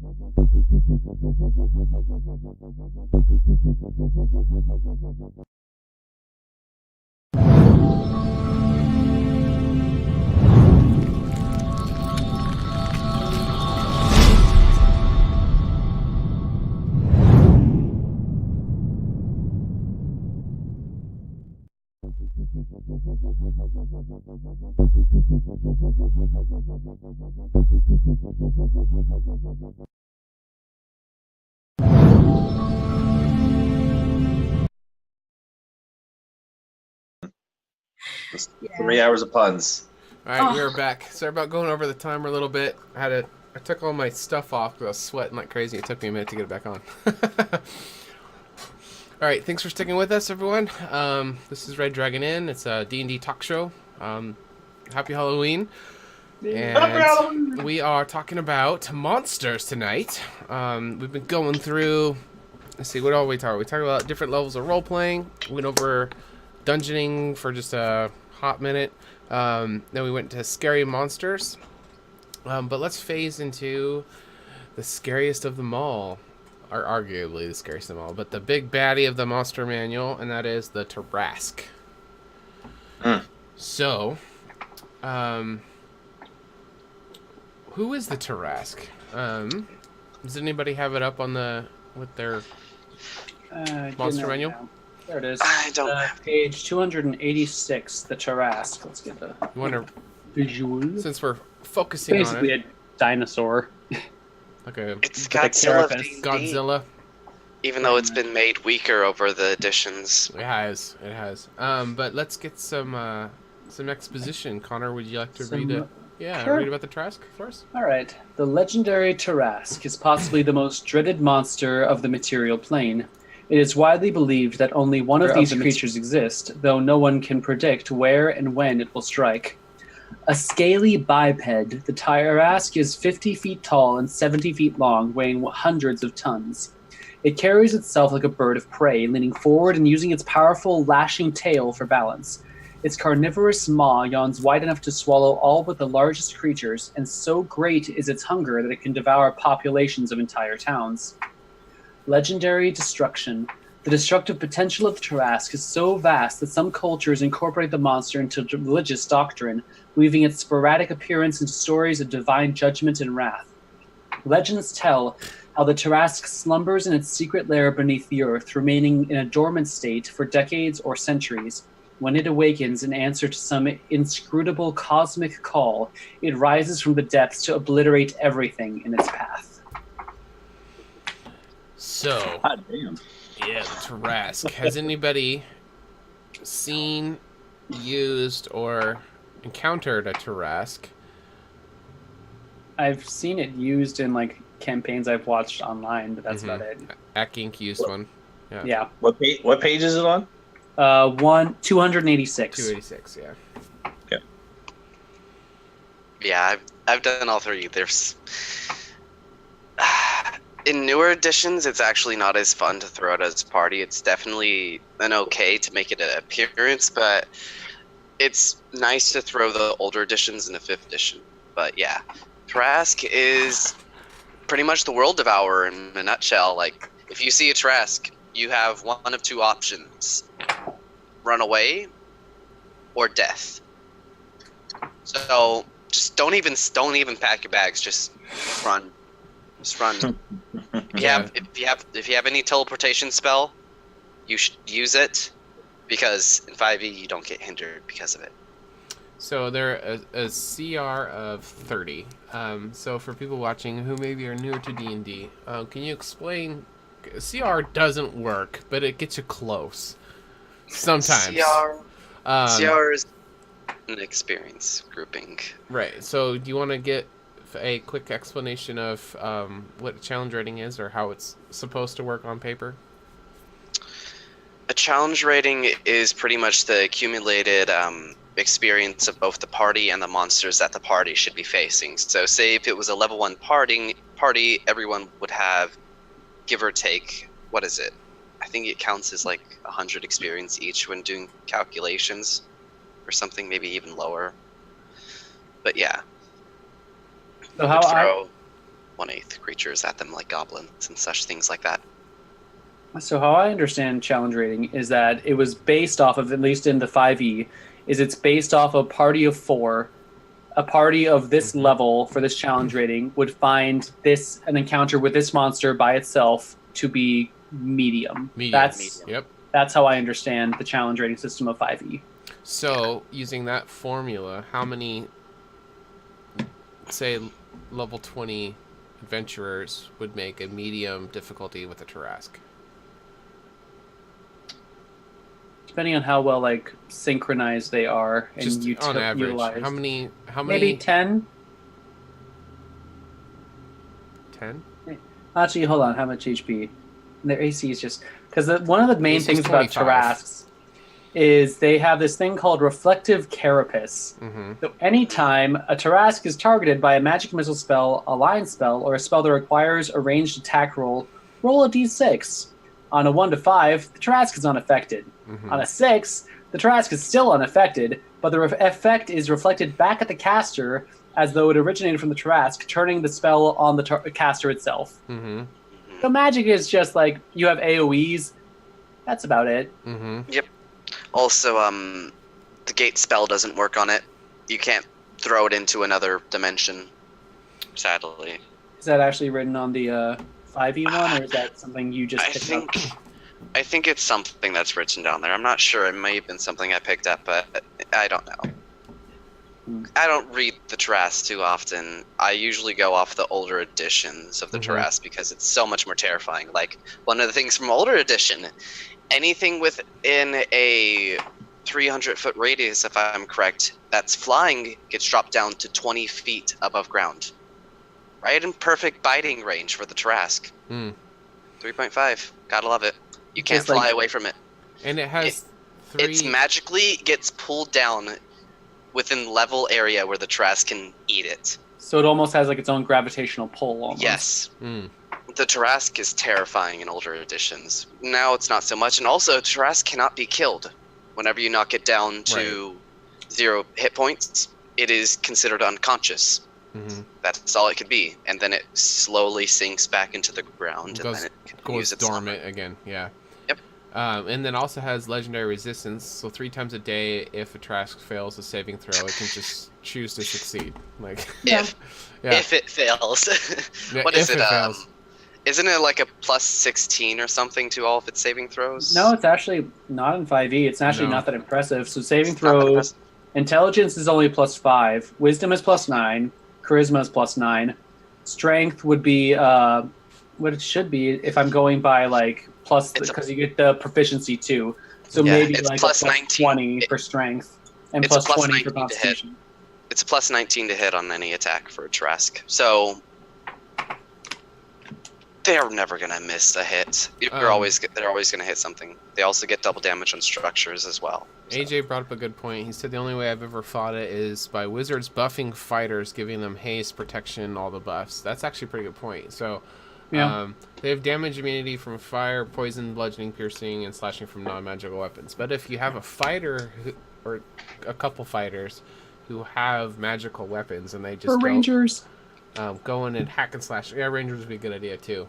But the Tarask is kind of designed to where you got to get in its face to do anything, but when you do that is when you get fucked up because it gets 5 attacks, right? Attacks. So it's a bite, which is a 40, 12 plus 10. And then it could swallow you. A claw, yeah, and it can swallow. Claw, which is 48 plus 10. Horns, 40, 10 plus 10. And a tail, which is 46 plus 10. Plus it has frightful presence. So it's a DC 17 wisdom saving throw. You're frightened. And then the swallow.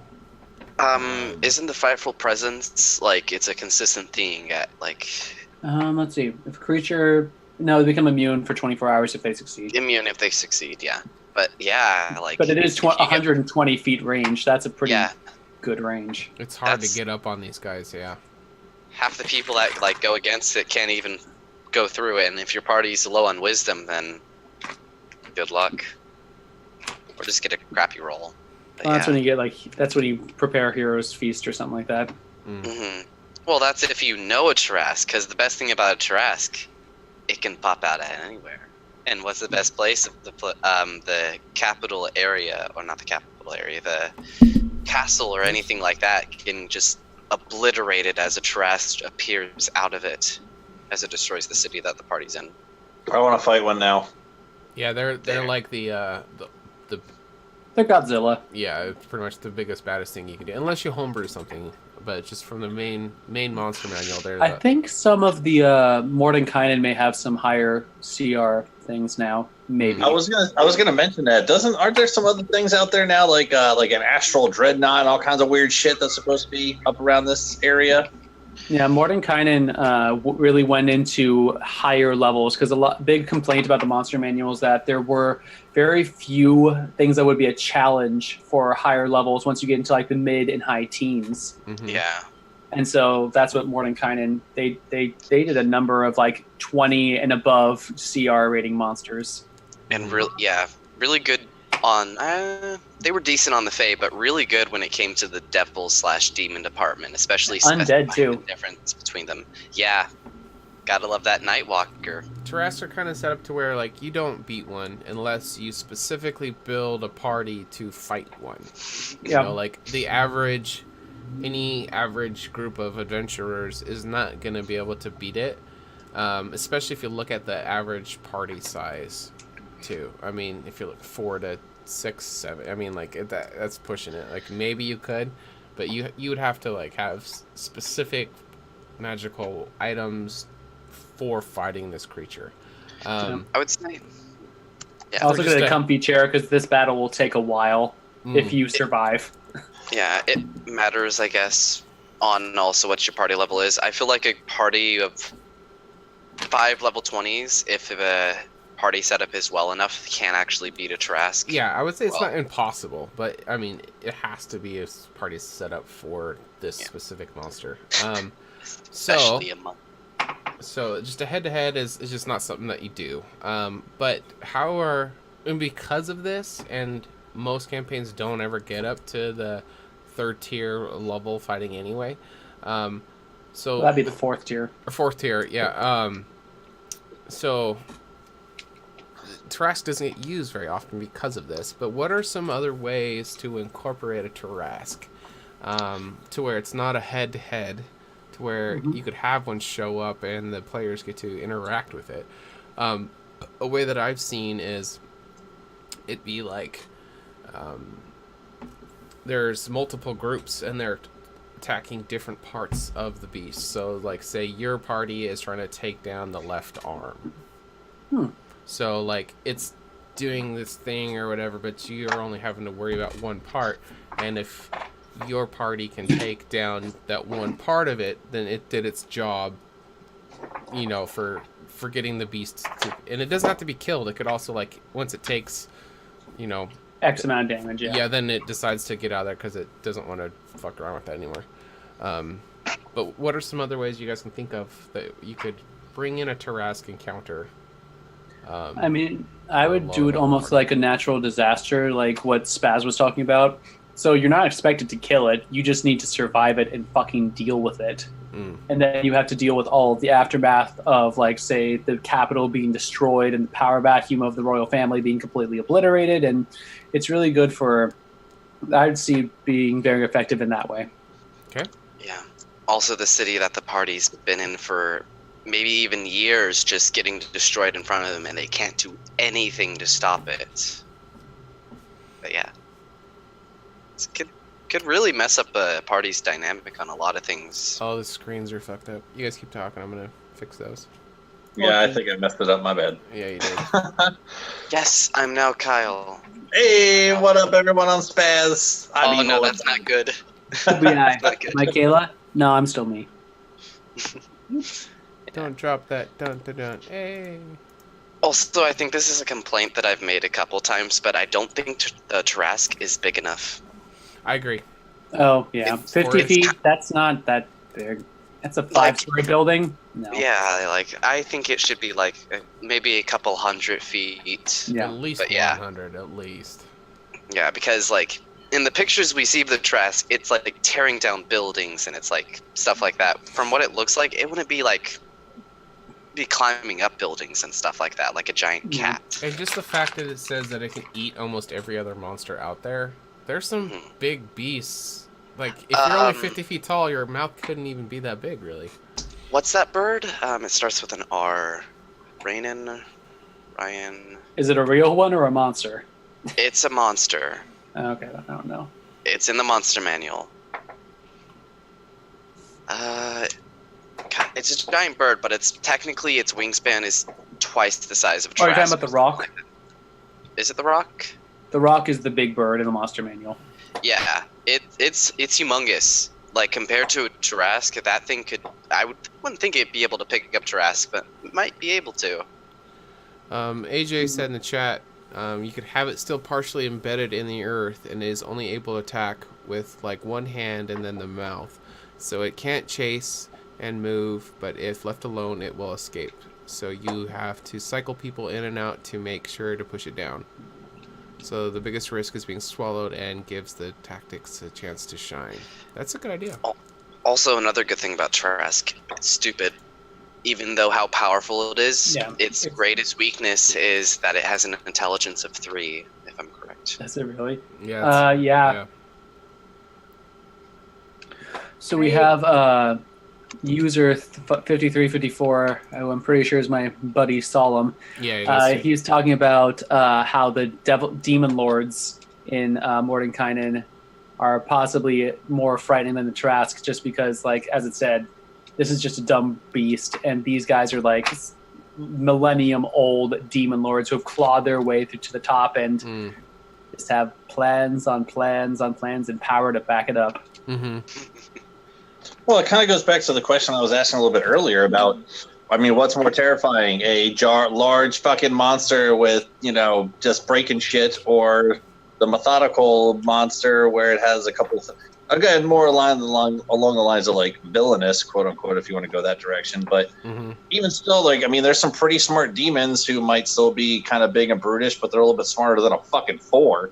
Like, I mean, in terms of, like, it's just a big, powered death house, like... I mean, it's scary just because you can't stop it. In terms of, like Spaz was saying before about, another way to use it is that the party knows that it can't stop it, so it just lays waste to the city and then deuces out. Like, I mean, that can be terrifying in its own sense. All the dead people and the like, holy fuck, like, what just happened? And we're powerless to stop it. Being powerless is pretty scary. Run some necromancers, start raising those dead bodies. Oh, but then when there's no necromancer. All better again. I mean, I think another cool way maybe you could use it. Tarask with the headband of intelligence. Would it just grow to unmeasurable size to fit it? Yeah, you motherfuckers are gonna. That's what magic items do. They grow to fit. What would the Trask do if it was smart, though? Would it destroy everything, or would it be like... Hashtag hug a Tarask. No, Hashtag it would no Trask. Hashtag no Trask. Maybe it would set itself up as like sort of a god. And demand By the way, just the thought of a Trask with a headband on. Is anyone else seeing like the red, white, and blue one, like from the late 70s? Yeah. It's like the left really hand kind of thing. puffy one, yeah. Maybe even like the arm ones. Maybe even arm ones. Just doing like a workout video, destroying towns. Like I think with an intelligence Trask, I think that's when you get into the boundaries between an ancient red dragon and the Trask. One is smart, one that can fly, and it could do all these other things, and one's dumb, but it could destroy everything. Which one would you fear the most? The one that schemes, plots, and still a very powerful creature, or the one that's just... I guess it depends on if you can fly or not. If you can Unstoppable fly force. and the Tarask isn't scary, you could just... Well, yeah, that's one of the things you need to add back into the 5th edition one is everything within like 100 feet of it gets dropped to 20 feet.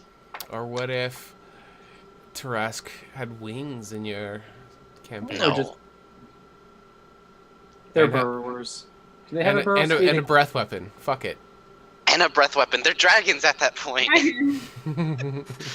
It's supposed to be there you go. That's a great way to look at it, Spaz. What's more terrifying? An ancient red dragon who has intelligence and cunning and still big and brutish and powerful and can destroy things and death. And or a Tarask where it's just minions and all kinds of plots and things. Or the Tarask is just a big dumb Earthbreaker machine. Like which is scarier in terms of the monster size of fuck. Tarask. With the Tarask, you can do the one greatest quote in SpongeBob history: "We'll move the city." What if they fought? Who would that monster battle? Well, because Tarasks can't die. Well, yeah. But you could get down to 0 points and win. The Tarask wins in the long run because it can't die, so it just comes back when the dragon eventually passes away. But I guess in one versus the other, the dragon would probably win because of its superior fly speed. Yeah, I would say the mobility would, and it has ranged. Yeah. But the Tarask though was. Yeah, Tarask doesn't heal itself, which is. It's immune to fire. It's immune to fire though, so. So it depends on the dragon. It depends on the dragon. I was always considered dragons were magical creatures because they were able to change the environments they go around. So I've always considered like the ancient red dragon is immune to fire, but also I feel like their fire would be considered pure elemental like magic. Beyond resistance or immunity, then. Yeah. Yeah. I don't know. One thing that Broken Switch had mentioned, going back to like the original question, like creative ways to do it, kept mentioning like talking, like diplomatically convincing the Tarask to go back to sleep. That's one thing that I've always liked about it. Like maybe not necessarily talking to the Tarask because the Tarask is stupid, but like having maybe some other villain that's wanting to awaken the Trask and is going through this ritual to bring about its rise and destruction. So instead of fighting the Trask directly, you have to go fight the villain that's trying to do it. But you also have to kind of stop the ritual with the Trask, and then if it wakes up, then it's a natural disaster. I guess that's the point where the wish spell comes in. When it comes to magic, That'd be a good reason to use the wish spell for Tarask. Yeah. Or a super powerful wish spell that 100 wizards cast. Then it finally becomes useful. Finally. Is that a thing? 100 wizards casting wish. Does that do something special? Not wish. I said. I think I said the sleep spell. Oh, okay. It's like, yeah, finally becoming useful. Okay. Oh, because it's about hit points. Mm-hmm. Yeah. Gotcha. I don't think it would actually stack. But I think. Wait. It doesn't. Would it? No. I wouldn't let it. But also, it's got the reflective carapace. Reflective carapace only works on. The weird thing about sleep, it's There's no saving neither throw. a saving throw and neither an attack roll. You just throw it in an area, and people that have weak I thought you constitution targeted. pass out. Nope.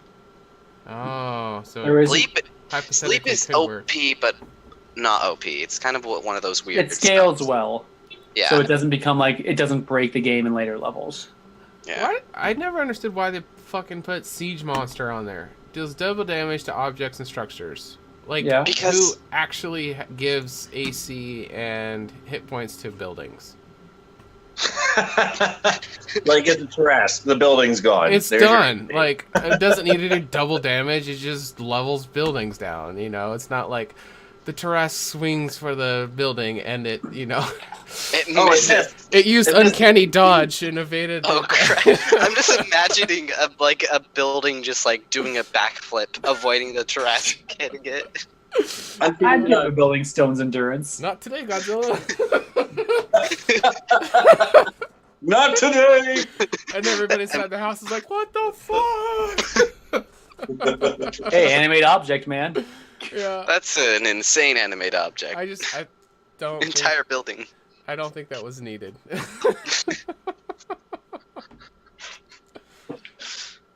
Ah, Should we go to our personal favorites now, guys? let's do it. Yep. Let's do it. How about we? Let's go first. I guess I'll go first. I have kind of an iconic monster in general, and that would be the dreaded vampire. There could be many ways you can play a vampire, but in basic terms, it's a humanoid undead that can shape change and has new magic abilities, I guess. The vampire has a couple basic charm abilities. It's able to transform into other things, but one of the interesting things that I've always found about vampires as being a monster or the bad guy is you can make them whatever you want. You can make a vampire a warrior, you can make them a wizard, you can make them, I guess, a politician if you really want that for some reason. But they're just terrifying in all the ways you can use them. Mm-hmm. But that's getting more to the point of almost being human, but immortal. Okay. But yeah. Great thing about them is that they have so much like cultural history that's pretty well known. And so there's just so many things you can just pull in from that and just like even tweak a little bit to make it more surprising for your players. I think the biggest problem is that they're weak to sunlight. So yeah. Yeah. Or you could just make them sparkle and ruin everything. God, no. No. Don't ruin the vampires like that. Don't talk about my vampire like that.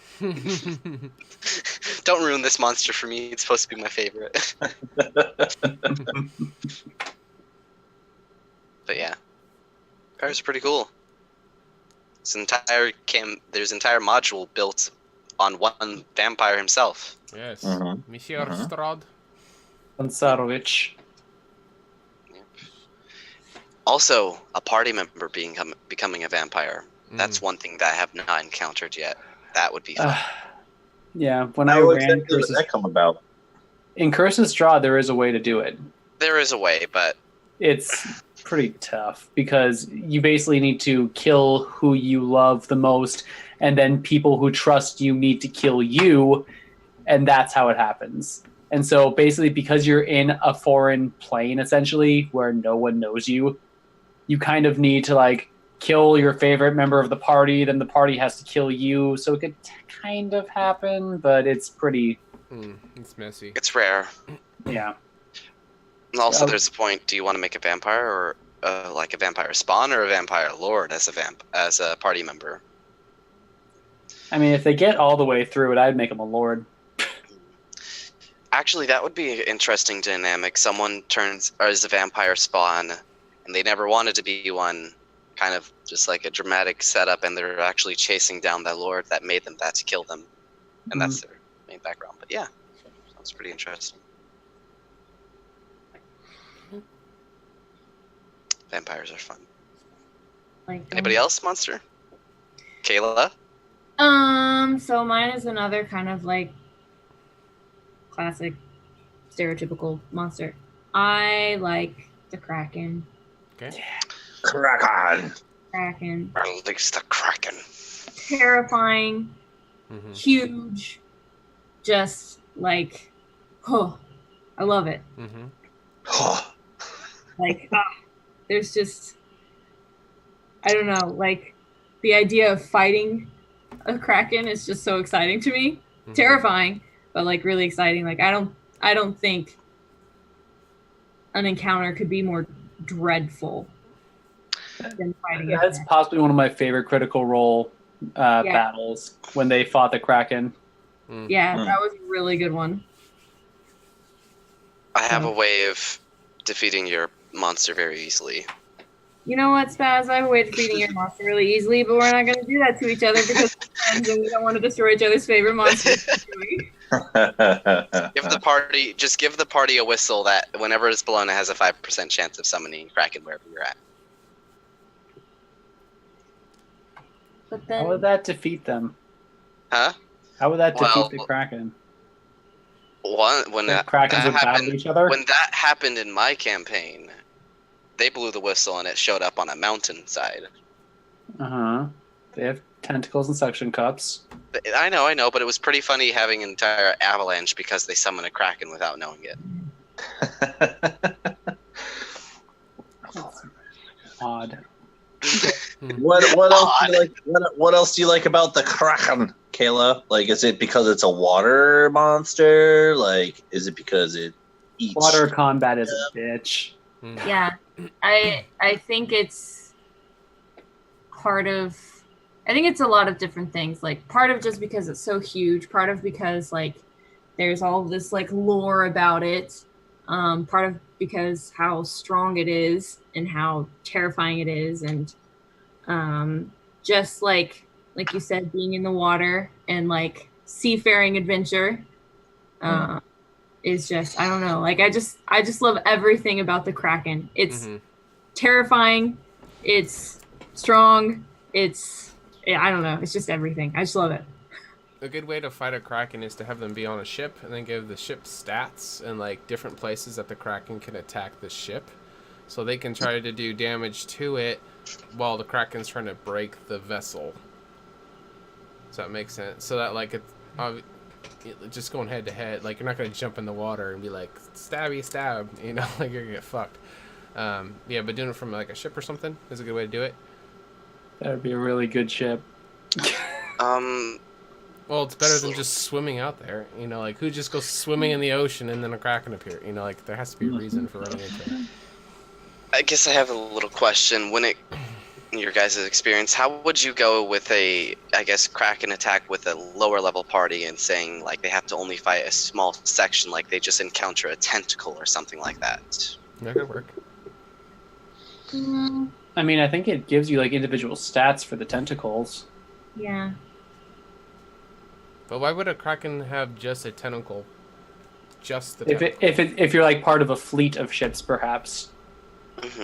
Yeah. Another thing that's way too small. Kraken, how big is it on? I don't have the page open, but I think that one's pretty big. Okay. Not as big as it should be. Where That's is what it? she said. Heyo. Kraken, here we go. Gargantuan. It's a Titan. I don't think it specifies the size exactly. Yeah, I don't know if it gives me an actual feet. They don't have any feet.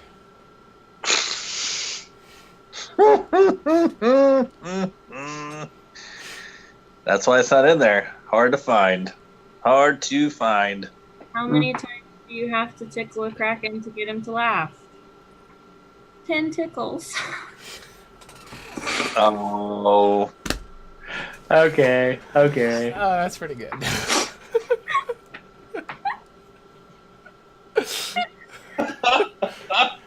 Spaz, 10 tickles. I get it. I get Okay. it. I just don't see Spaz it is that money. cracking up at that joke. There it is. That a girl. Keep it going. Hey, got it.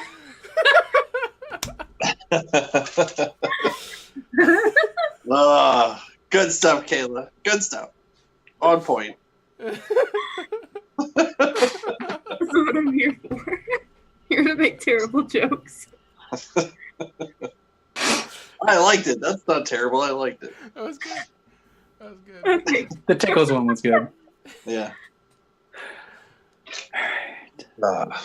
Sean, what about you? What's your monster of choice? My all-time favorite monster is the Flumph. I think they are fantastic role-playing creatures. You can just bring so much flavor in with them. And X the Mystic's first rule of dungeon survival is trust a Flumph. I love that. So with Flumphs, they are just everything good and wholesome that you could ever look for in any kind of creature. In the Underdark. Yeah. Well, just at all, in my opinion, the best way to do Flumps is just they're just like the beacon of wholesomeness, unless they have eaten psionic energy from like a mind flare or something like that. So they're drawn to eating that stuff from anything like that, but then it will start to take on the thoughts and alignment of whatever type of thoughts that they're consuming. So you can have evil ones. If they have consumed those thoughts, but I love playing them as just this beacon of light and truth. Like going into the Underdark is just a shit place, and it's really bad. That's why I love the Flumps, is they're just the one thing you can trust in a dark place where everything is just designed to just fuck your world up. So they're really good for and they can sense people's like aura. So if your if your party is aligned to be good, the Flumps will be drawn to that because there's so much darkness and evil, stuff in the Underdark. They'll actually seek out your party and want to be around the good, so we can, consume the good thoughts or whatever. But I mean, it's a flying spaghetti monster. It's just like it's the coolest thing ever. And then so they're a joke for attacking. I mean, they're not really any. It's a challenge rating of 1/8, so you don't really use them for combat. It's more of an RP monster. Do they have any languages at all? They're all telepathic. They are telepathic. Yeah. Okay. What does a flump taste like? So actually, I've had that in so spaghetti. It'd be like spaghetti. Mozzarella. Like It tastes like. I just want it to be a big old thing of What's mozzarella. the texture? Is it like a really like? Is it like a marshmallow, but it's a meat flavor marshmallow kind of for the flump? It's most people say they're like jellyfish, like floating jellyfish. Yeah. Let's see. From description, they almost sound like those things from Sesame Street back in the day. They like wave their arms back and forth really fast. Yeah. But then telepathically doing that, so it's just this. And then mentally they're going. Yeah, their tendrils attack is a joke, but they do have a stench spray. So each creature in a 15-foot cone originating from the flump must succeed on a DC 10 dexterity saving throw or be coated with a foul-smelling liquid. Coated creature endures horrible stench for 1d4 hours. The coated creature is poisoned as long as the stench lasts, and the creature are poisoned with 5 feet, blah, blah, blah. So you can piggyback this. If you're going to use it as a monster, you can use the stench spray. Sorry, my mustache is getting crazy. You can use the stench spray to attract another monster. So you could use this as a mechanic, as a trap for something else. So how they interact with this flump, it doesn't necessarily have to be super smart, but just if they're nice to it, they're not going to trigger the trap, and they'll avoid it as tougher monster. But if they fuck with it, it'll spray them, and that will attract another beast. That's a really good way of using the flump.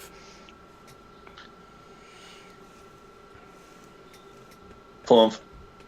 All right. Flump. Al, do you want to go next, or do you want me to go? It's fun to say. It don't matter. Go ahead. All right. The monsters I have chosen, it's sort of a class of monster, and these are the Slotty. These are the crazy lizard things from the realm of pandemonium and chaos. I like them because the monster manual, they're from the original monster manual, they developed them so thoroughly. Mm-hmm. They have a way of reproducing through humanoids, in that the red and the blue have these basically ovulation things in their claws that when they scratch you, they can inject you with an egg. Tadpole thing, yeah. That becomes a tadpole that will basically turn you into one of them. And if you are just a plain non-magical person, you turn into either a red or blue. If you're a magic user, you turn into a green one, and you get spells. And then you can these things just continue to develop into, you have the basic ones, which are red and blue. The green are the spellcasters.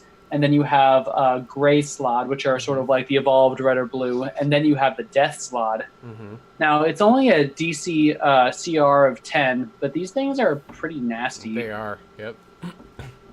And they're really, death slod in particular, I like because similar to vampires, they are shape changers.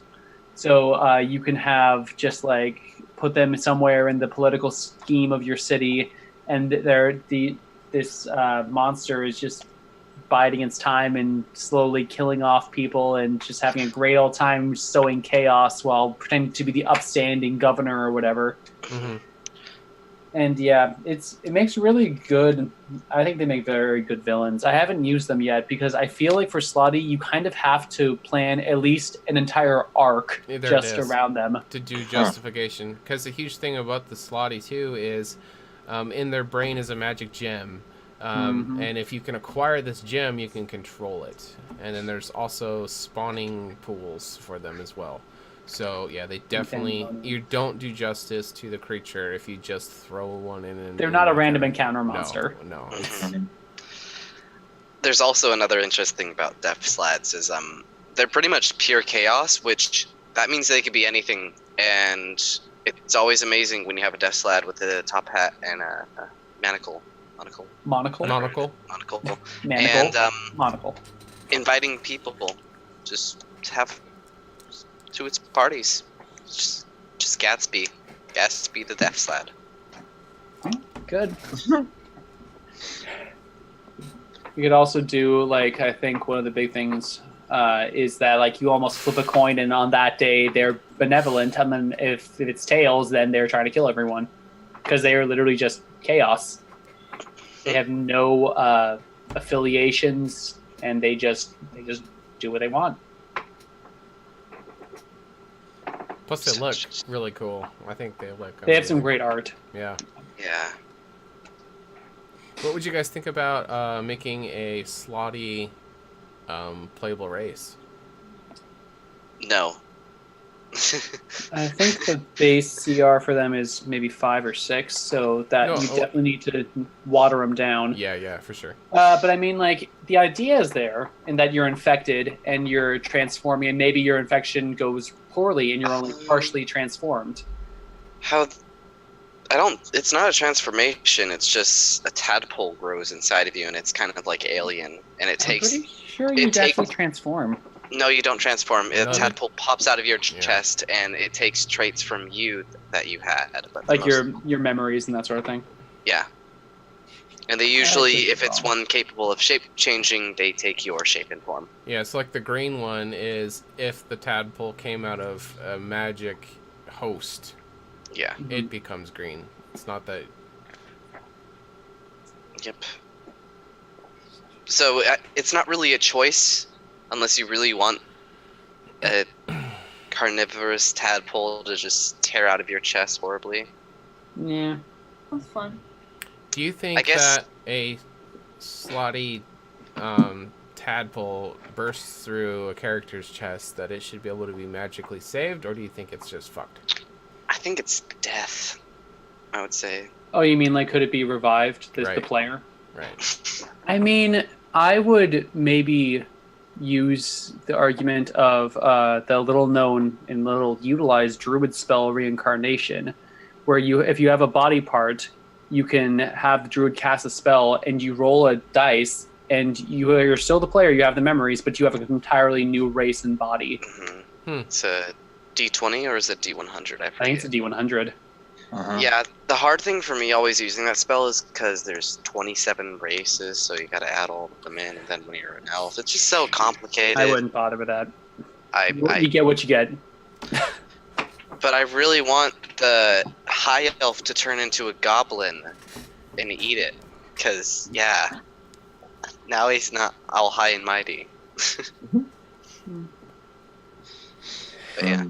Yeah, I could see like the only playable race thing now that I'm thinking about it, now that I am refreshed on the mechanics, is that perhaps because all the slod, from what I just read, it can churn back into their original host form. It doesn't matter if you're green or not. All of them can do this. That's how they integrate themselves with human society. And so possibly if they got knocked on the head and they lose their memory, they only keep their human memories and they forget that they're a slot at all. Blue and red don't get shape changed, if I'm correct. It's just Whoa. green. Green, gray. I was going through the reproduction thing, and it said, All slotty get it? I think. I think it's only the green, gray, and death. I was thinking they that get shape didn't, changed. but I don't know. I believe Grain doesn't. I have worked with them a little bit. Well, I think it's only their original host form. It's not they can't change it whatever they want, but.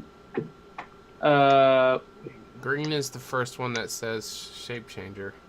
Yeah. Green, gray, death.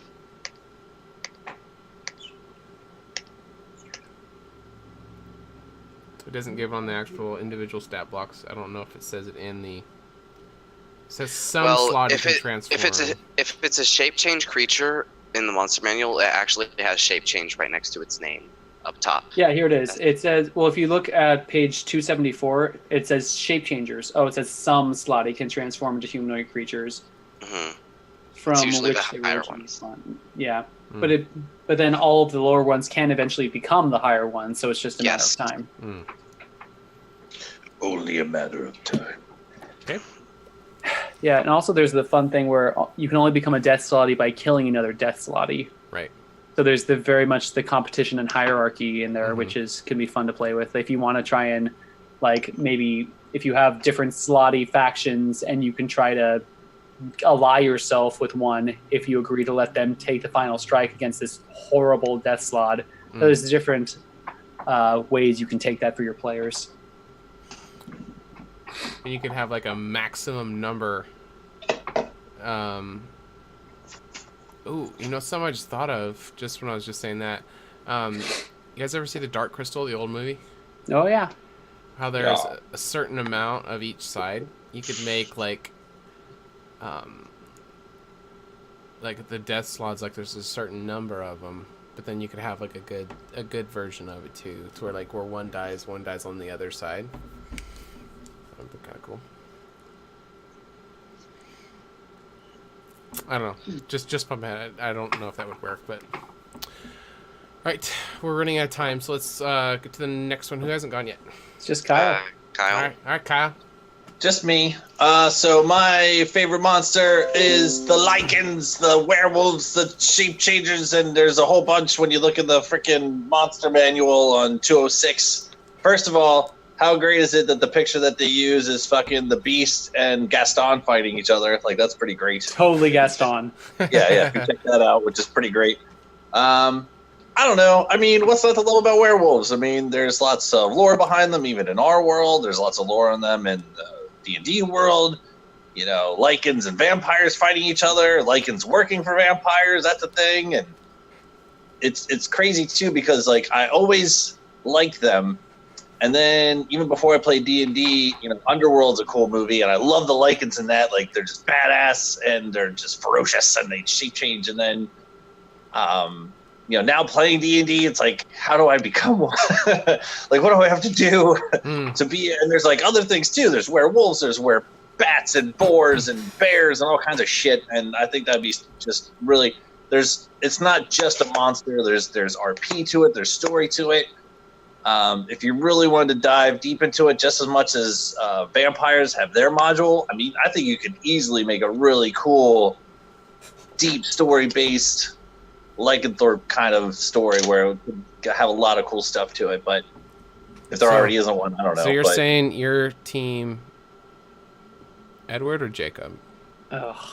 Team Not Sparkle, yeah, that one. Yeah, the Not Sparkle. I don't know which one's which, but it's Jacob. Yeah, okay. So yeah, your team Jacob and Spaz would be team Edward. Right? I have no clue what you're talking about. Because you pick vampires. Too. That's a bald-faced lie, Spaz. Lichens. I don't know. It's just so cool, man. And yeah, I just think if you really wanted to, you could really dive into a whole story, families, all kinds of cool stuff. Where you know they're some people when they get affected by the curse, they like fight it, or they don't fight it, or they succumb to it, and become a beast, or they learn how to tame it and use it to their. There's so much cool shit that you can do with it. I don't know. I like the idea of it. So. Mm-hmm.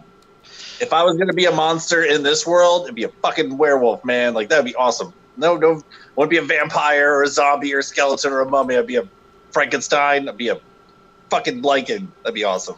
Maybe we'll have to find a way to let Finley become a my gosh, that'd be amazing. just for a day. Just for one day. Yeah. We can be werewolves just for one day. The interesting thing about lycanthropy is it's a curse, and curses can be removed, mattering on how high it is. But one of the things that I've seen people do, if you're born a lycanthrope, you can't be cured of the curse. But if you were infected with the curse, you can be cured of it. That's cool. That's a cool way to look at it. What are you guys' thoughts on that, and how would you implement that? Definitely. I mean, that's definitely a cool, whether it be a PC or an NPC, I think that'd be really cool aspect where if you're born with it, maybe she's Maybelline. Anyway. If you're born with it, I think it definitely makes a lot of sense thematically where, you don't get that out now. Maybe it's lycanthropes. But yeah, I mean, it is kind of interesting too how you can get it removed with just a simple. I know I say simple, but remove it. Correct me if I'm wrong. It's like a 3rd level, maybe 4th level. It's a level. It's a 5th level. Well, level 5, you can get it. Wow, you know. It's kind of like chlamydia. You just give it to 10 people and you get rid of it. But that's one of the strange things because Greater Restoration could also remove curses. But what's the point of Greater Restoration if you have? I guess it's mattering on what you. Like the petrification is what Greater Restoration's for. We'll come back for the person that got petrified in the party a couple of years later when we actually get up to that level 9. Yeah. But yeah, the main thing about like if you're trying to make the playable character, which is a lycanthrope, the big thing is that all lycanthropes have in common is resistance to non-magical bludgeoning, piercing, and slashing damage, which can make things unbalanced in a party pretty quick. Mm-hmm. Yeah, I mean, you like to think maybe somewhere up towards the upper tiers. I mean, even the good guys usually do, but don't for the most part the bad guys. I mean, at some point they start having some magic shit too. If you really wanted to throw it at it that way. I mean, the thing is, monsters never get magical attacks unless it's very specific. Yeah.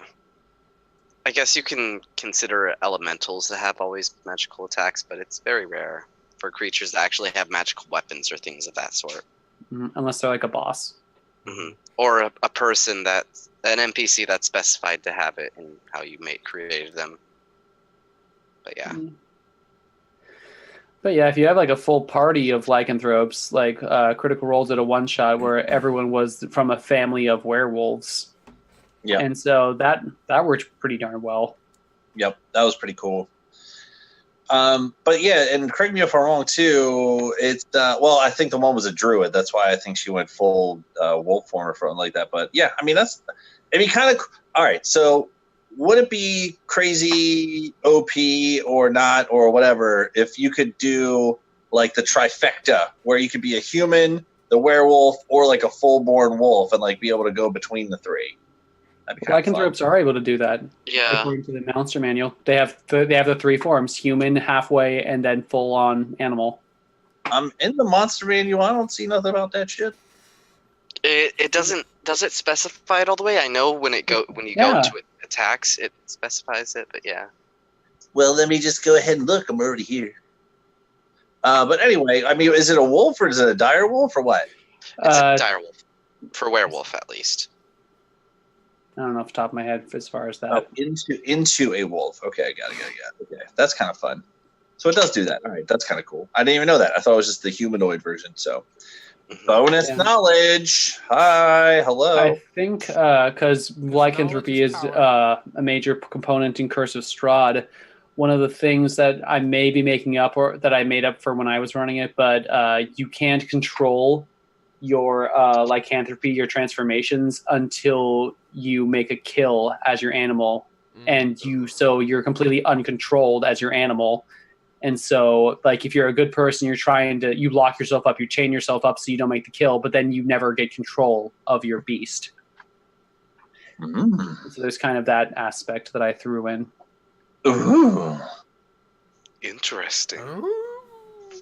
And I mean, and just like Spaz said earlier about with his vampires, I mean, you could definitely change it to fit the theme where, you know, like he said, like, I mean, I don't know why you would want it diplomatic, but sure, you could if you wanted to get political or whatever. But I think you could kind of mix this into it too, where, I mean, there's definitely some heavy RP that you could swing in there, whether it be an NPC that you're trying to help or a PC that you're trying to help or you learn more about. And you as a DM can definitely mix and mingle some things. So if your players already know what it is, for you to change things so they don't like fancy pants meta know everything, that'd be kind of fun.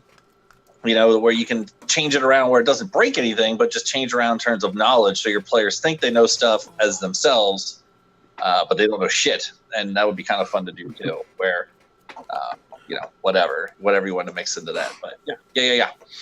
Anyway, that's my story. I'm sticking to it. Lichens, man. Fucking lichens. You liking them a lot? I'm liking them. Rawr. Liking them. All right. Well done. Well, this has been fun. Talking about monsters and everything. We don't have a lot of time to talk about Q&A stuff, but we will open it while we do the giveaways. So everyone who stuck through to the very end, we appreciate it. So the first raffle that we're gonna do is for 1,000 HotA points. So it won't cost any points to enter the raffle. So when I open it, you're gonna type in ! raffle inside the chat, and then it'll enter you in. You only have to do it once. Multiple entries will not get you more tries. If you are a subscriber to the channel, you do get double the luck for all giveaways. So you guys know. If you guys haven't clicked follow, please drop a follow in there. Because when we do our second raffle that we're going to do, you have to be a follower to even enter into it. And then the second giveaway will be for 10 of our HotA tokens. It's really hard to tell in the light, but it's got the HotA symbol on it. So all of our players have them, and we do giveaways at the end of our streams. I'll send you 10 of them. So whoever wins that, make sure you send me a PM through Twitch. I need to know your mailing address, and I'll get those out to you hopefully tomorrow. So the first one, it's going to be ! raffle for 1,000 HotA points, and then the second one we'll do one for 10 HotA tokens. Wait. So let's open it, and there we go. It's open up. So go ahead and jump in there. While we're doing that, if you guys have any questions you will want to ask us, it could be about the channel, it could be about us personally, it could be about the characters, players, it could be about the campaign, the lore, stuff like that. I mean, first of all, we got a pretty big announcement for those of you guys who weren't here at the very beginning of the stream. Take it away. We are restarting session 0 on Tuesday. Woo! Yes! Yes! Yes! So this upcoming Tuesday, 6:30 Pacific Standard Time, you can join myself and Kyle, who's playing Finley, and AJ, who's playing Rin, and Dylan, who's playing Kurtz, and we are going to actually play some D&D. Yay! Figure. Yeah, boy. It's been a while. Yeah, it's been a while. I Yeah. was expecting Warhammer. But yeah, we are super stoked to get back in the campaign and to give you guys something to watch. Mm-hmm. Hell yeah. Exciting. So Exciting stuff. we only have 3 people entered in, so again, everybody, just a reminder, it's exclamation point raffle, doesn't cost anything to enter, and we'll give you 1,000 HotA points. So what the HotA points are used for? That's a good question. Thanks for asking, Spaz. They are used for... You guys tell me, what are the HotA points used for? Because we have HotA points and loyalty points. Who remembers? HotA points are pretty much for playing the little side games in chat, like bank, boss fights. Yeah, heist, not bank. Mhm. Boss fights, which nobody ever wins, no matter how much money we put into it. Yeah, I don't know why it's broken as fuck. Yeah. You didn't put any low-level bosses in it. Thanks, Sean. Yeah, I'm gonna have to nerf them down a little bit. Yeah, and is there any other games besides that? I think it's just boss. There's also There's a free there's for all. duels. Yep. Yeah. So the HotA points are used for buying additional tickets for the giveaway for the tokens. So that's the whole point of doing those, is to try to get, or if we end up doing mugs or whatever we can do. This is only merchandise that we have at the moment. So that's the reason for wanting to get the HotA points, which you also accrue just by watching. And then the second one you get is if you Loyalty have points. loyalty points, which you have to have it's the Streamlabs one, right? The part enabled. And so, what can people redeem with those? You can do scratchers and stuff to get more of those points, but for most of it, you can give potions or inspirations to the players or us, the devs and DM. Yep, you directly affect the campaign. Right, exactly. Mhm. So loyalty points are the important one. So, and we're also trying to set up to where if anybody cheers or makes donations, we'll also kick you guys some loyalty points as a thank you. Yep. So you guys can interact with the game. You can buy inspiration points or potions for either myself or for the players. So that'll be kind of fun moments for when your favorite player is in trouble and you want to help them out. You can dip into your little pool of that stuff. Go ahead. Do we know, for ruling for our game, do we make taking a health potion for yourself a bonus action, or is it an action? Are we doing Mercer rules or player Bonus handbook? action is fine. Okay, but it's an action to give it to someone else. Yeah, that's fine. Yeah. Yeah. Okay, so Mercer rules. All right. But the real question is, do you have a bag of holding and you're getting out of that? Because that has a whole bunch of actions and all that stuff, but yeah. All right, we are getting close to closing it. If anybody else wants to enter, we got Broken Switch, Kyle, and then the Dolphin Jesus. I don't know if anybody else is still here. I'll be giving mine to Broken if I win. How's that? I think I get my points to Jesus before. Okay. All right, let's go ahead and close it up. Drum roll, please. Oh my Hey. god. What's your switch for broken switch? Kyle now. Brodigan is one. So broken switch. So broken. Okay. Sorry, Dolphin Jesus. I think I gave you points before though, so gotta spread the wealth. You're around, Okay. Dolphin So Broken Switch. Jesus. Sorry, continue. It's okay. Broken Switch. All right, you're at 432. I'm gonna edit that so you're now at 1,432. Oh yes, 1,000. Okay, so I'm gonna clear that out. We'll do one more giveaway, and this time it'll be for 10 HotA tokens. Did you ever Kayla, mail me mine, Sean? Kayla, enter fast. You can finally get your tokens. You can do it, Kayla. No, even If if I I did win, it, you still won't send I'll it to double. me. I don't remember. I sent out a bunch to different people. I don't know if you haven't got them yet. Then I probably haven't. So I'll get them out to Okay. you. Send me your mailing address through Skype. I did. Okay. It's on there somewhere. We'll get them eventually, Kayla. Okay, so we're gonna do one last giveaway. For this one, you have to be a follower. You can't even enter. These ones cost 500 HotA points per entry. But you can do multiple entries, up to 10 entries. So it's 500 points per ticket, and that's gonna be for the 10 HotA tokens. So I'll go ahead and open. And I forget, and remember one more time, it's exclamation raffle, and then if you want multiple tokens, you do space 1, space 2, or Yeah, I think that's how it was working. Yeah. So I just opened it up. And are they loyalty points or the HotA points? The HotA points. Okay, Yep. okay. Yeah. Now I have a question for you, Sean, for the viewers. Will you do loyalty points as a raffle eventually? Par chance. There are two independent currency systems that are not linked together.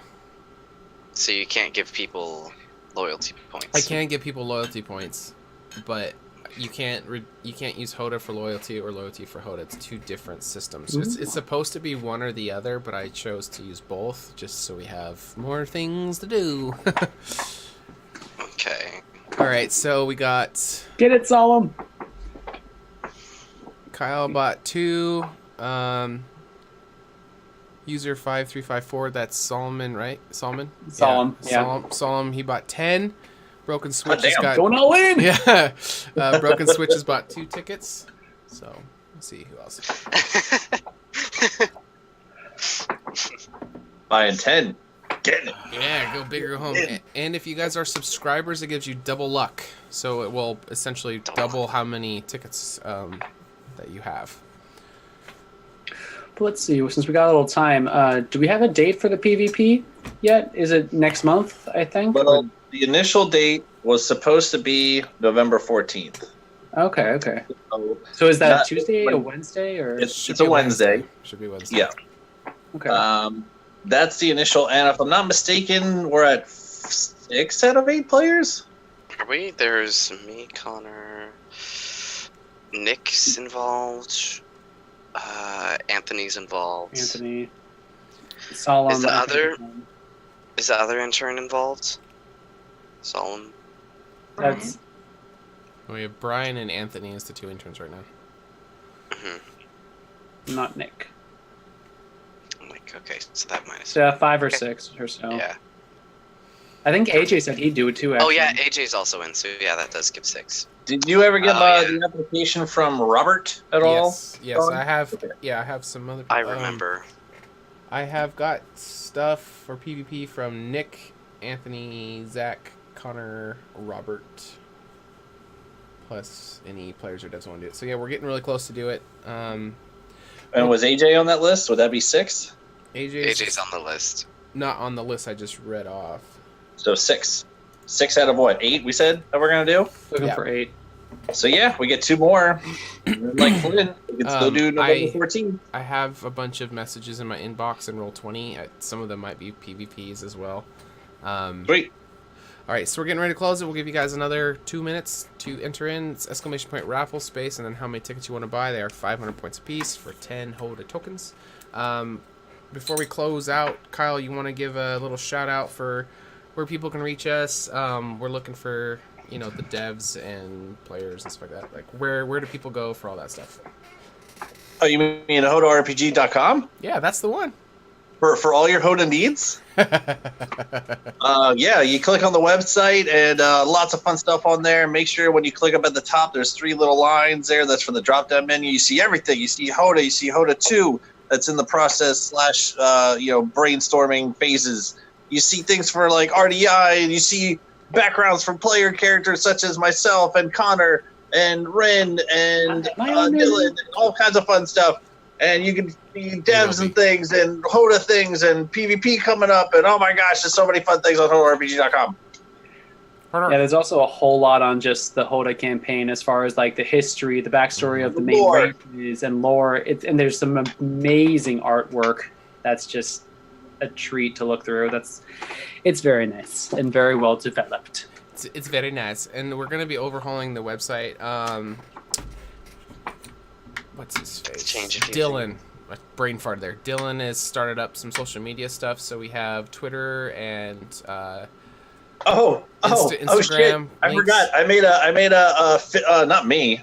I didn't do this. I'm not even that into Twitter, but apparently Finley is. Finley has a Twitter handle. Yeah, that's super fun. I don't know what it is. We'll get it for you guys for next week. I think it's like Fave Bard. Oh shit! Hold on. Fave 1/2 Bard. Yeah, it's something really. Oh, it's on my phone. Shit, I can't do that. Okay, I will find out and I will post it somewhere. Yeah, I was really excited to make Finley a Twitter account. Pretty fun. Anyway, go ahead. Continue. All right, close the entries. We'll go ahead and do our winner. Broken Switch won. Nice. Yay. Congratulations. Doubling up. Caleb still doesn't get the tokens. I knew I wouldn't anyway. Even with the double luck and the 10 raffle tickets. I still mean, didn't. you saw how well that quarter flip experiment went that we did, so. Yeah. Christ. That was actually pretty atrocious. What was that, like 3 tails? Congratulations, Broken Switch. Yay! We'll send you 10 of these HotA tokens. Make sure you send me a PM through Twitch, though. Kyle, those points save me. So, we'll keep the stream going until you send a message, because I don't want to lose you. Right now, it's tracking any messages that you say, so I can keep track of you. But I do need you to send me a PM with your mailing address, otherwise I will not be able to send those out for you. Thank you everybody for being a part of the HotA family. We really appreciate all the support you guys show us. We have a lot of fun doing all this stuff. Campaign's kicking back off again, so we're really excited for that. Tell friends and family about our channel, please. We'd love feedback too. If there's anything you guys want to, you think could be an improvement, or if we had some problems with technical stuff or whatever, if you guys have any advice or whatever, we'd love to hear feedback. You guys can give any shout outs or whatever that you want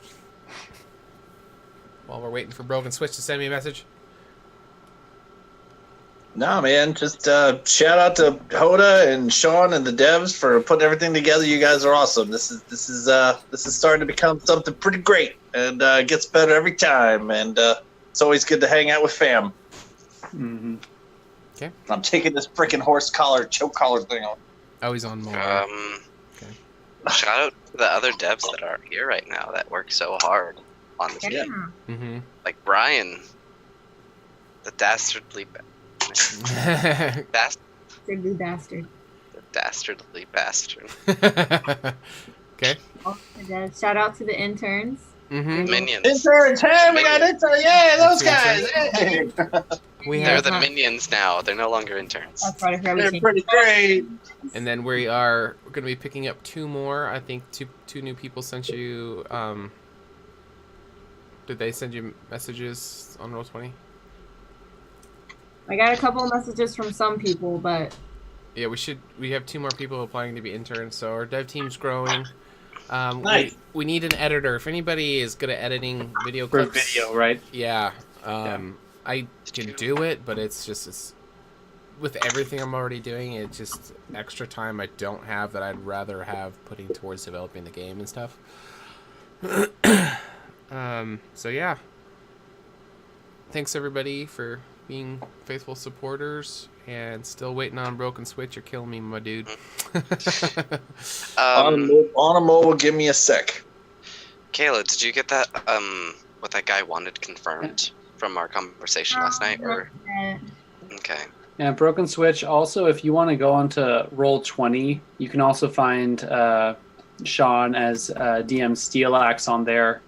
Or you could do the HotA email too. That would also work. Oh, there you go. Which is hotarpg@gmail.com. yeah. All kinds of things. Yes, HotA RPG. Yep. So many plans to kill the players. Isn't it glorious? So long until it happens. So Broken sad. Switch said something earlier that cracked me up. What was He it? was like, so whenever we were talking about like the loyalty points and like buying posters for players, he was like, I feel like I would enjoy a player death more knowing I could have saved them. You could have. But where's the fun in saving somebody? Ah, Aren't they the oh, heroes? so good. So good. Let me see if I can find my account thing for Roll20 as well. I could have saved The them. Gmail would be easier, I think. Question: are the healing potions that they get, are they regular common healing potions, or are they lesser healing potions? At this level, probably just Yeah, common. it'll scale with level. Okay. Because if it's like I think it's 1d4 plus 1 right now. Yeah, that's nothing. I Email, have. I'll just actually type it out. The lesser healing potion. Don't get that confused with a regular common healing potion. Cool. Thanks for sticking around, AJ. We will see you on Tuesday. Don't forget to have your green screen up because we are going to be playing Session 0. Yeah! Shit's done! Happy Halloween, everybody. If you guys are Happy going out tonight, Halloween! be safe. There's a lot of crazy creepers out there. Okay, yeah, Broken Switch, we'll just be expecting the email. Cool. Everybody, thanks for sticking around. If I don't hear from you, Broken, hopefully we hear from you, like down the road. But as soon as I get that, I'll get the mail out to you. But we will see you guys hopefully on Tuesday. Bye. Bye, guys!